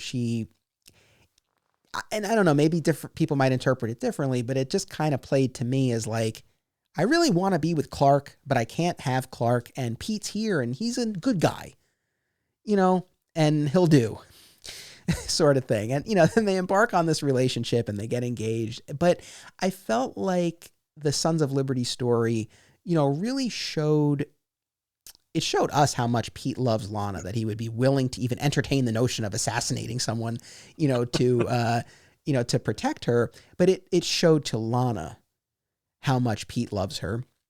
And I think it showed her the hero that Pete can be. And so I really appreciated it in that respect. Now, at the same time, I know from reading the comics later on, I mean, they're never really happy. Lana, to the best of my recollection, is never really depicted as satisfied with her lot with Pete in future stories. So I think it's a short-lived thing, but I think at least for that moment, it allowed her to see Pete maybe the way Pete always wanted her to see him. Yeah, to me, it read sort of two ways, and they compete. One is it almost paints Pete as kind of pathetic, in that, we watch Lana go through the process of settling for him. Yeah. She's really infatuated with Clark, and he couldn't be more clear that he's not interested in that way. And then, of course, once his relationship with Lois really builds steam with the proposal and all this, it should be clear to everybody that it's just not going to happen. And so, again, mentally, we watch her go through the process of saying, well, at the point that I can't have Clark, I guess I'll take Pete. He's better than nothing. On the other hand, I think there's something very real about recognizing your own limits and saying, I want this thing, but I can't have this thing, right? And it would be really childish of me in some ways to keep going after a thing, or to sit here and put my life on hold waiting for the remote possibility that this thing becomes available. So I'm going to just try to live the best version of my life possible. And you know what? Here's this guy right in front of me who cares about me, who respects me, who's willing to give me the time and the attention and the affection that Clark frankly isn't. And you know what? I'm going to give that guy a shot because he deserves that shot. And you know what? Maybe he'll make me happy, regardless of the fact that ultimately he won't. For that moment, I actually really applaud that choice. Yeah, no, fair enough. Fair enough. And, and there's that moment where she puts the photo of Clark aside, so we get a visual representation of her, kind of, putting that behind her. Again, I think, again, the settling, I think, kind of comes off more than the moving on and, sort of making this adult choice, but yeah, fair enough.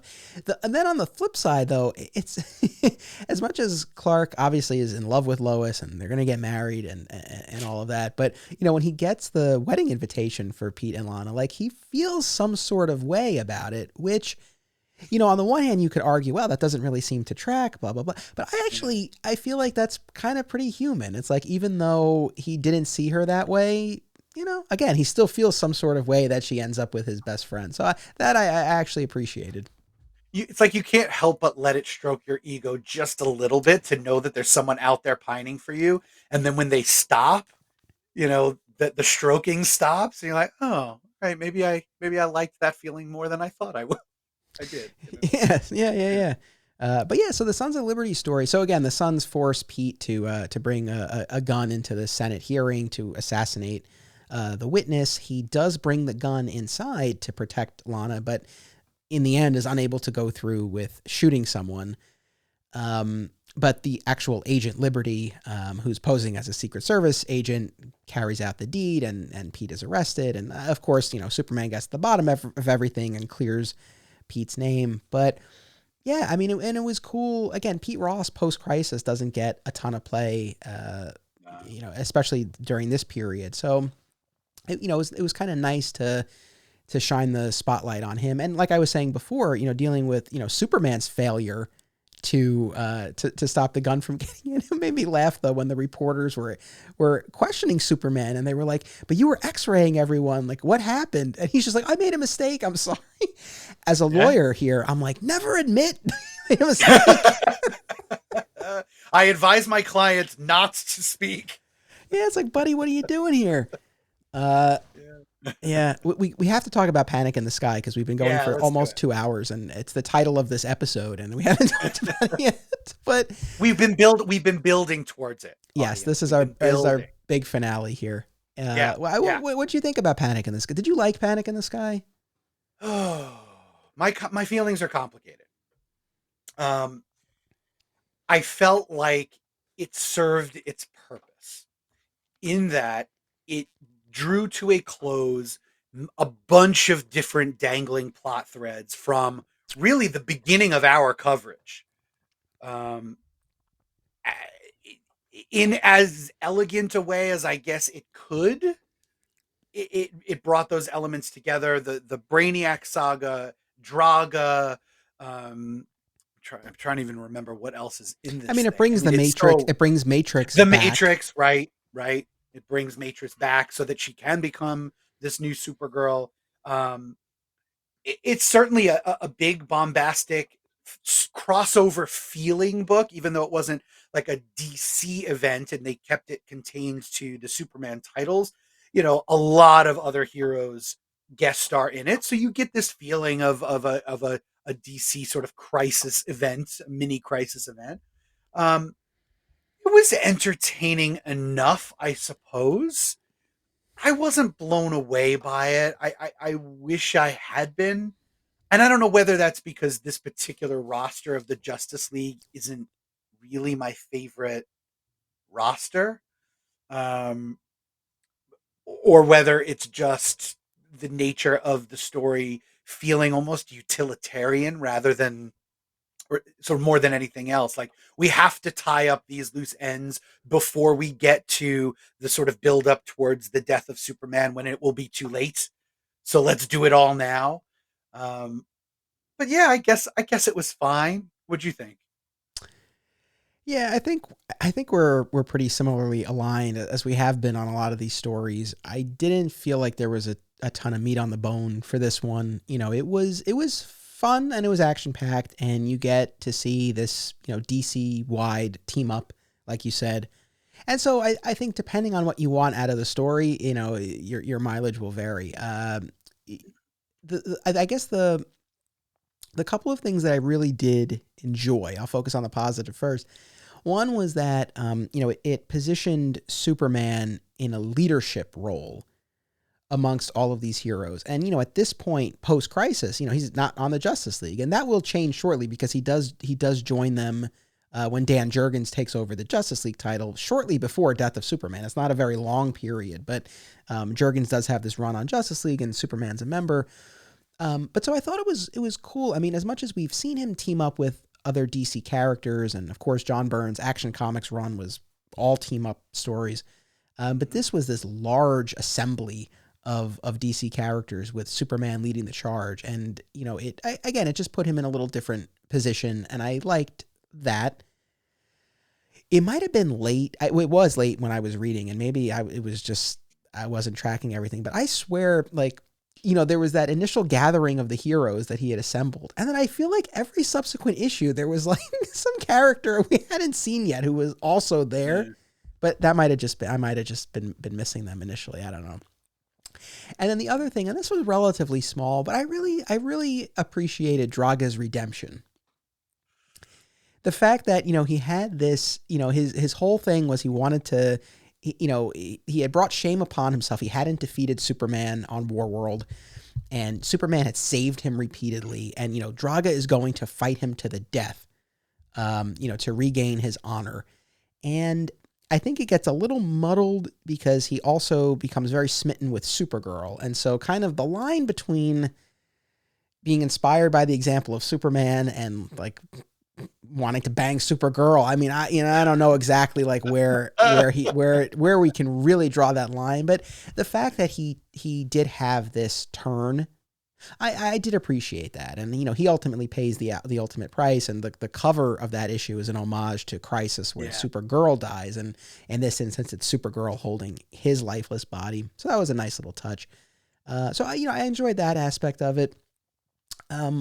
Otherwise, I don't know that I really, I don't know that I have a ton more to say about it. I mean, again, for anyone not familiar with the story, it's, Brainiac. And of course, this is the post-crisis Milton Fine Brainiac launching an assault on Earth. He has Draga. He has Supergirl initially, under, his thrall. He has Maxima. I guess that was the other bit that was interesting because, Right, eventually, right. of course, Maxima will become a hero to an extent in her own right, and she joins the Justice League, if I'm not mistaken. She does. But yeah, Oh, yeah, yeah. absolutely. Oh no, of course. What am I saying? Of course she does. And so we see that turn here. So there were some interesting character beats. But overall, yeah, it's a big DC team up as they fight Brainiac and his invasion forces. So it is what it is. Yeah, I just felt like by the time we got to Panic in the Sky, I was done with all of those threads. I wasn't wondering about them. Hey, I want what's Draga up to? Or are they going to bring Maxima back? They felt like they had served their purpose at the time that they had appeared, and I wasn't one of the people who was clamoring for it to be tied up. So it just felt like it kind of interrupted some of the stuff that I was actually interested in. As far as my takeaways, the prelude, I'm not gonna lie. I think I skimmed a lot of it. It was just all of this alien stuff with none of the characters we recognized, and I wasn't interested. Um, there's this really nice establishing shot of the Metropolis Fairgrounds that is literally just a recreation of the New York World's Fair in Flushing, Queens. And I was like, they're not even trying. They're not even trying to make it its own thing. I mean, Guy Gardner is the Green Lantern in this particular iteration of the Justice League, and get your explicit content warning ready because he is a dick. He is a colossal dick. He is misogynistic. He is rude at every turn. He is selfish. I have no idea why the Ring picked him. He is the worst. He's just the worst. Now, that said, I have read Guy Gardner stories that I've enjoyed, but this is not one of them. I find him completely irredeemable. I have nothing nice to say about him at all. At all. And as far as what you had said about, the writer's intentions with the story, the trade paperback that I read this story from, I don't know which way the camera is. It's like reversed. The trade paperback I used at the beginning of each chapter, each issue, there's like a testimonial from the writer of that issue where they talk a little bit about the sort of behind the scenes stuff. So they talk about originally wanting to do it as a DC event, but then ultimately deciding to keep it smaller as a Superman event, talking about this sort of need to tie up all of the, the loose ends to give Draga sort of an appropriate, finale and all that. And they were really interesting. I always like that extra stuff. And this is before they were putting any sort of extra features in trade paperbacks. I mean, these trade paperbacks of the era were pretty sparse. Sometimes they didn't even include covers. But so I really actually appreciated the package that this came in. As for the story itself, it was fine. Well, that is cool about the trade paperback material. It's funny because in the last episode, you and I were not so hot on Time and Time Again, and again, as going back to our audience, there were a number of people who reached out. They're like, "I love Time and Time Again." Okay, and good. And that's the thing. And like I say to them, and I say it on the show, and I say it all the time, is that's great. I never begrudge anyone their enjoyment of one of these stories. I'm happy that someone did. I would never say, I wish you didn't like it. I always say, I wish I liked it the way you did. So, there might be people, if you're a huge Panic in the Sky fan, I'm sorry that Scott and I were kind of cool on it, but I will say, I mean, I don't know. Are you familiar with the, sort of the connection to Superman that the title has generally? Panic in the Sky. It was an episode of the George Reeves series, correct? What many, myself included, consider to be the best episode from season 2, where Superman tries to stop an asteroid from hitting Earth, and he loses his memory. Right. And we talked about this on the show at the beginning of the year. So if anyone wants the full breakdown of this, it's there. But there's this really powerful scene where George Reeves as Clark, he's sort of dressed halfway between Clark and Superman, and he's standing in front of the mirror, and he's like trying to figure out what he needs to do. It's a really standout episode. If someone hasn't watched Adventures of Superman and you're like, I'll only do one episode, watch Panic in the Sky. So, it has that pedigree. When you see that it's like Panic in the Sky, like it means something within the world of Superman. And again, I think overall it worked. Yeah, I think it worked well enough. In the end, I think it made sense to keep it confined to the Superman books. I don't know that it really would have supported a line-wide story. I don't know. I agree. Kind of on that note, we didn't read it, or at least I didn't read it, but there was the Armageddon event that happened during this period that we're reading that dealt with Hawk and Dove becoming Monarch and the Linear Men. Oh, right. I have to That say, was in some of the annuals, right? it was in the annuals. Yeah, yeah, yeah. Yeah. And then the Linear Men got some play in a few issues of Superman by Jurgens. You're rolling your eyes, but you know, I have a soft spot. I have a soft spot for the Linear Men and for Cadmus, for the Okay. two of them, just because they did play decent sized parts in my introduction to Superman. So I never mind so much when I see them, but you know, I get it. Yeah, they're not my favorite parts of the Superman universe, but you know, yeah. We also got the origin of the atomic skull in one of the earliest issues that we read. That is true. That is true. I've never liked Atomic Skull ever. I can't say that he's a favorite of mine. The issue was fine. That was the one that was done in that sort of like movie style, right?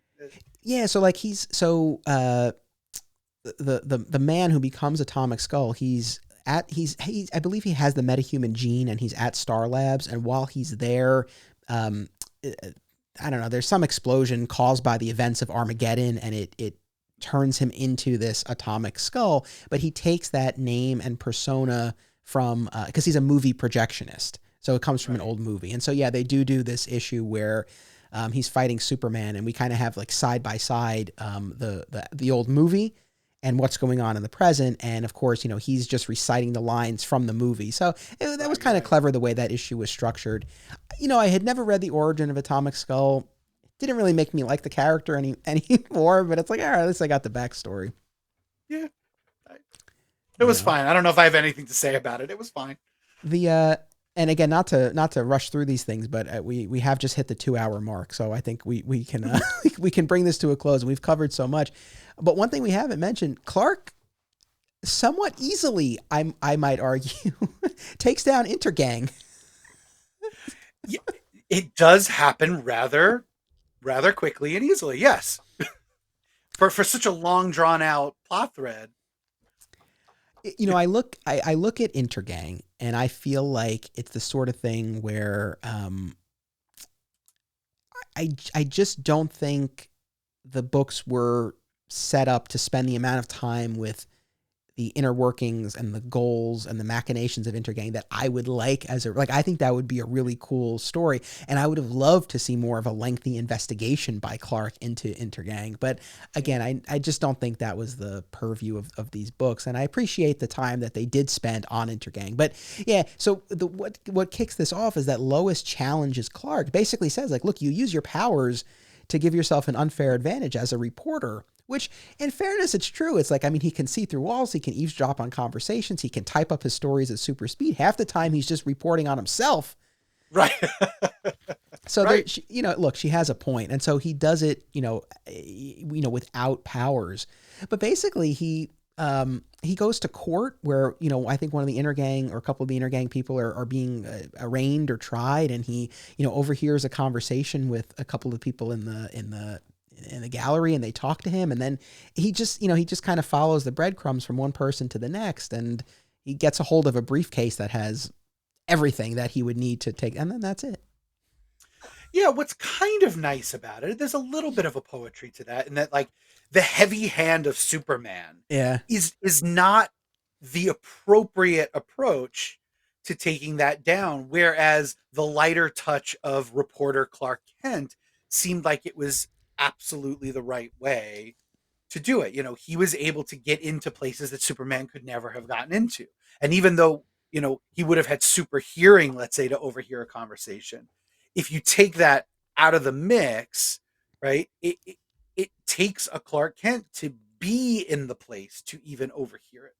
So I kind of appreciate it for that. You know, it reminded me sort of like to go to everybody's favorite, but like Iron Man 3, when you see Tony Stark stripped of his armor and all of his tech, and he just through sheer ingenuity on his own has to infiltrate what he believes to be the Mandarin's hideout and lair. Like, and he does.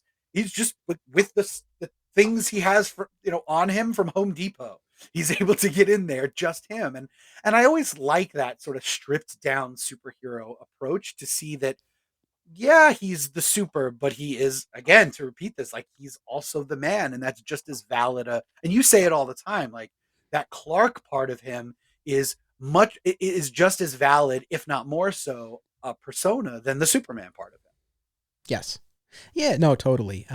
Again, I think I just wanted more. I think I just wanted more of the Intergang investigation and more of all of that. It was just kind of, I feel like Intergang was something more that they told us about more than we really got to see, with some exceptions. But for the most part, it kind of fell into that category. But that was a major development that Clark finally took down Intergang. And then the last thing that I want to bring up, and certainly if there's anything else that you want to talk about that we haven't, I'm happy. I don't mind to keep going, but for your sake and the audience's sake, I don't want to push it even more than we already have. But the Blaze Satanist or Satanist story, they're brother and sister demons. We do find out at the end of this arc that Colin Thornton, the owner of News Time, is actually Satanist in disguise. So we do get that revelation.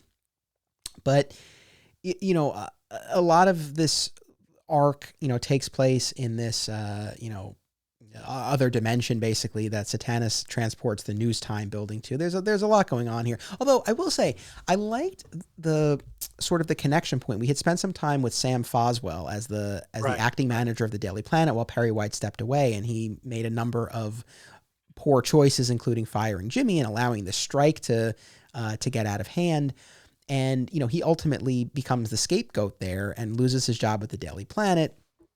And, just really finds himself down a dark path, to the point that, just like the abusive husband, finds himself contemplating suicide. I don't mean to be laughing as I'm saying that. It's a very dark subject. But again, I liked that we kind of had that through line. And again, I mean, Sam Foswell is, among the supporting cast, is definitely one of the most minor ones. But, him too, at least you have that continuity there. So I thought that was cool. But so, most of that arc is this battle between the demons, in this other dimension. And of course, Superman's powers aren't working right. And he's got Lois and Jimmy and a bunch of other civilians trapped and trying to fight off this horde of demons. For me, it kind of wore on me. That got repetitive. I felt like it was just like issue after issue of the same thing. The kicker, though, and this is really where they lost me in this story, was, Satanist's whole thing is he's like, we have to kill Foswell because he's basically the gateway that Blaze has used to bring these demons into the world. And of course, Blaze is, trying to, unleash these demons, and they're kind of like fighting, over Superman, and Superman has to decide. And he's like, I won't let these demons continue to come forth, but I won't let you kill Foswell. Like, I won't. And I'm like, oh, what's he going to come up with? Because it's like, he's Superman. It's like, there's got to be something, right? Like, and I kept waiting for it. I was like, oh, this will be great. And then in the end, he's just like, okay, all right, I guess you're right. And in the end, Foswell lives. But, I mean, Superman basically submits. Yeah.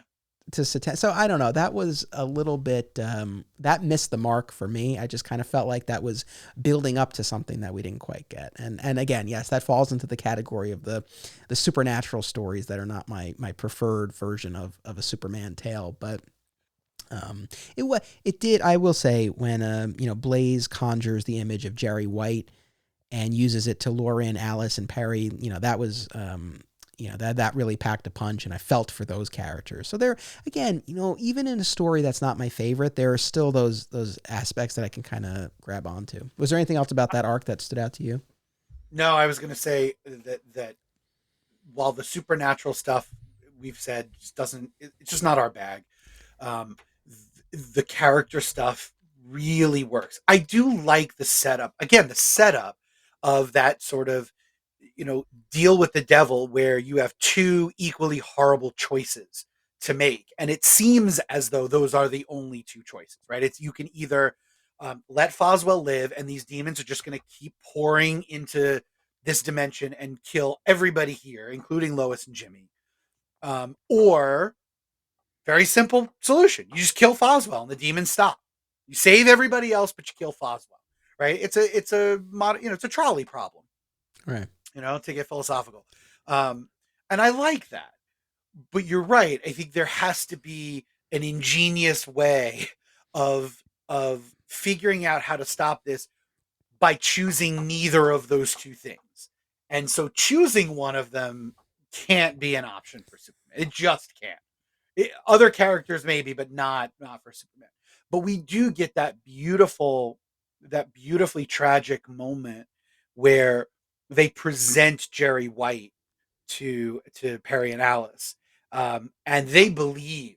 I mean, they believe that this is Jerry White, and they can have him back. Yeah. Only to have him taken away again and be told that that wasn't real. He's dead. You're never getting him back. And to watch them go through that pain all over again is frankly really brilliant character work, and I appreciated it. I really appreciated it. It was hard to watch, and that's the intention, I think. So there is something really nice to come out of it. I agree. I think maybe 2 issues would have been fine for that, and then move on to something else. 4 issues seemed just a little bit too long. Yeah. Yeah. No, I'm with you. Is there anything else about our reading assignment we haven't talked about that you wanted to hit on?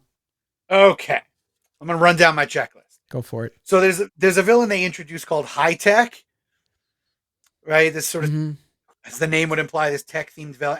And I put in my notes that this is another illustration of sort of where a story goes wrong because it just doesn't have personal stakes. It was really just a physical battle between Superman, Superman, the physical powerhouse, and this technology, and it just didn't really do much for me. I will say that through all of the conflicts in this whole very long reading, man, Superman's cape cannot stay intact. Not even once. His cape always ends up ripping, tearing, being shredded from his body. And I get it. You have to show somehow that this was difficult, even if you're not going to bruise the body. But the cape just doesn't seem to make it out of a fight. I really liked that the last 4 issues that we read, one of each title, at the very end, gave us the doomsday fist against that metal wall, and it kept getting punching deeper and deeper into that metal wall until finally it punches out of that wall, which we know, of course, will lead direct into into the death of Superman. It reminded me a lot, actually, of Walt Simonson's Thor, where for many issues leading up to the big Surtur saga, you just had this doom as Surtur was forging his giant sword. It's a really powerful way, I think, to hint at something big coming without having to actually reveal it yet. So I really like that. I think these last few issues of Superman is where we see Dan Jurgens really become Dan Jurgens. That art style cements itself as this, powerhouse in the industry that he will then use for Superman, Justice League. His style becomes what we know it to be, that he's really kept to this day. And I loved seeing that evolution because he is just so damn good. And I just love it. I did not think I was going to like the final issue of Adventures of Superman, where they bring back Mxyzptlk yet again. I've stated in the past that I'm not always a fan of those stories. I think that they get kind of silly and it goes into the magical and the absurd. But I really liked this one. I really did. I thought it was a really fun story, and the Watchmen homage stuff I thought was clever. It was a hoot. It really was a hoot. You really had to kind of be in the know. And I've taught that book in my English classes enough to recognize it. I got a huge kick out of that. I really did. As we spoke about before we started recording, I was so taken by how much of the stories from this run had made it into the first season of Superman and Lois on the CW. We get the Eradicator, we get Steel. They mentioned Dr. Dabney Donovan. They said that, and I'm telling you, if we hadn't been reading this right now, that name would have flown right by me. It never would have made a dent. They said Dr. Dabney Donovan, and I was so tickled. It's such a deep cut. I loved Sam it. Foswell too. They use in Superman and Lois. That's true. Foswell is mentioned there as well. Um, so those are all my notes. I have one final question for you. Sure. How does it feel to finally close this gap in your Superman fandom? It feels good. It really does. I feel satisfied, and overall I really enjoyed. I mean, again, you and I read 150 issues approximately across these 3 episodes over these past few months, and the Burn stuff that I read prior to our episodes, that was closing a gap as well. It just wasn't one that was as pressing for me, and no disrespect to Burn, but this was the period that I was most looking forward to, because I guess based on everything I had heard and read, and I knew that it fed directly into the period that means the most to me. So, for those reasons, I was most excited for this part of the reading. Maybe there's a small part that's sad that now, that it's done. And now, again, really what I had considered the biggest gap in my fandom, now I've closed. But yeah, more than anything, very satisfied. I really enjoyed the process. I loved talking about all of it with you. And yeah, I mean, it was just cool to finally get the context, the backstory, for all of these things that I would continue to see play out. And it just further made me appreciate what these creative teams did, because I mean, there's stuff that continues to pay off and play out really throughout the rest of this Triangle era, pre-Loeb and Kelly. I mean, as much as the Triangle numbers continued for a while into their run, I think once Jurgens left, that was really, certainly an era within the Triangle era that, there was definitely a big chapter that was closed at that point. But yeah, I mean, to see how they set all of this up, I mean, yeah, it was really, I just enjoyed it. And I still cannot tell you why I never went back and read this stuff earlier. I don't have a reason. I mean, there's nothing I can really point to. I mean, the only thing I could say is maybe I was getting enough of a Superman fix reading those, a book a week for all those years. I don't know. It's the only thing I can think of, but things work out the way they're supposed to, because I feel like this was a great project to do for this podcast. And I think I got a lot more out of my reading by virtue of, reading it to place it into its larger context, and to read it knowing that we were going to be dissecting it and discussing it. If I had just kind of like been passively reading it, I don't know if I would have gotten through all of it. I mean, it's a lot to read, and it's easy to just kind of be like, oh, I'll get to it later. With this, it was like, we got to finish this because we're going to talk about it. So, the deadline helps. The deadline helps. So yeah, I appreciate the question. I mean, this as for me as a Superman fan on my Superman fan journey, this was a big moment. Very cool. So how about you? Because this was a gap for you as well. It was, yeah. I mean, like you, my first introduction to Superman in comic book form was The Death of Superman, which, I picked up the trade paperback while I was on a family vacation at a Catskill hotel. They happened to have it in the hotel gift shop on a spinner rack for like $5. And I grabbed, I said, what the hell? What else am I doing? And I grabbed it and I read it that night. And at 3:00 in the morning, I'm sitting there crying in my bed audibly. I woke my brother up. I was crying in the bed because it moved me so much. And I wanted to have that context. So I was excited about it. I had a couple of sporadic issues here and there, right? So to complicate my reading, the way for titles going, independently, I also had a stack of random single issues that I would insert whenever I could, because I always like to read the physical thing more than I like to read the app. So that was just all kinds of weird. But I'd always been curious about how it all ties in, because reading a random issue here, I had Blackout Part 3. I didn't have any of the other Blackout issues. I didn't know what the hell was going on in this thing. So to get to read it all at once and to see that cohesion of the line, from a creator standpoint, for fans who really appreciate the people behind the stories, I continue to be not only appreciative, but I continue to be in utter awe of what was accomplished here. Whether we liked every story or not is irrelevant. The sheer number of comics that were produced on a weekly freaking basis is astounding. It's absolutely astounding. And every creator and every editor involved in this should be applauded just for that alone. So I have enjoyed this experience with you so much. I honestly don't even have the words to express how fun this has been and how honored I am that you asked me to be in these particular 3 episodes, but never ask me to read that many comics at one time ever again. I just want the audience to know I gave Scott multiple outs when we were initially planning this, and I was like, if it's too much, it's okay. It's true. No, I was absolutely happy to do it. No, this has been a blast.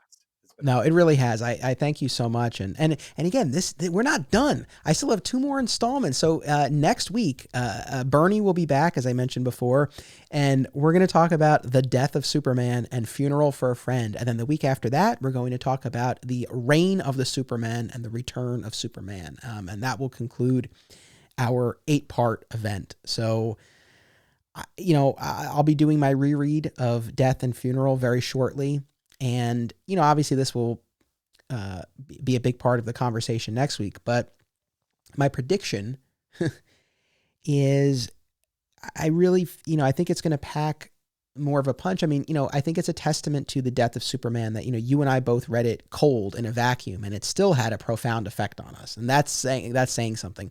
But I think it's really going to mean a lot more now, having spent all of this time with this version of the character and all the other characters. And that's kind of the other thing. And I'll unpack this more after I've done my reread and I get into those other episodes. But I think that, reading those stories as a kid, it was more about, I guess what I got out of it was learning about Superman by the way the other characters remembered him and talked about him. And there's value in that for sure. And I think that, and, I'll talk about this, but I think that, it played a huge role in shaping how I saw the character. I mean, again, it has to have an effect if your introduction to a character is that character's death. And so how does that play out? But I think what's going to be different this time is that now I'm so invested in the supporting cast. So now it's not just going to be, well, what does their grief tell me about Superman? But it's like, what am I learning about them? And what effect is this having on them? And I think that's going to be the main different way that I take in these stories. And I can't wait to get into them and talk about them. So that's what's coming up. But I think that's what I'm going to find. Damn it, Anthony, you've made me now want to reread those issues along with you before I listen. So I think my Superman reading might not be over yet. I mean, look at it this way. Even if you just do Death and Funeral, it's 2 trades worth. Right. That's it. It's then if you throw in the rain, it gets longer, but it's after this, this will be a piece of cake for you. Fair enough. But Scott, again, thank you so much for being my guest for these episodes. This really was a blast. You will be back down the line. Again, yes. I'll try to, we'll make it a more manageable reading assignment. But thank you very much. Thank you to our audience, our listeners and viewers, new and old. I appreciate all of you. And I hope you enjoyed this. I hope you could tune in for parts 7 and 8 over the next couple of weeks. I think they'll be very, very special, as these past episodes have been. So thank you all. We will see you next week. And of course, remember, it's about what you do. It's about action. Digging for Kryptonite is a Flat Squirrel production. Art by Greg Schiegel, music by Basic Printer. Join the conversation by becoming part of the Flat Squirrel Podcast Network Facebook group. Follow Digging for Kryptonite on Instagram and Twitter, and visit flatsquirrelproductions.com to explore more of my film and podcast projects.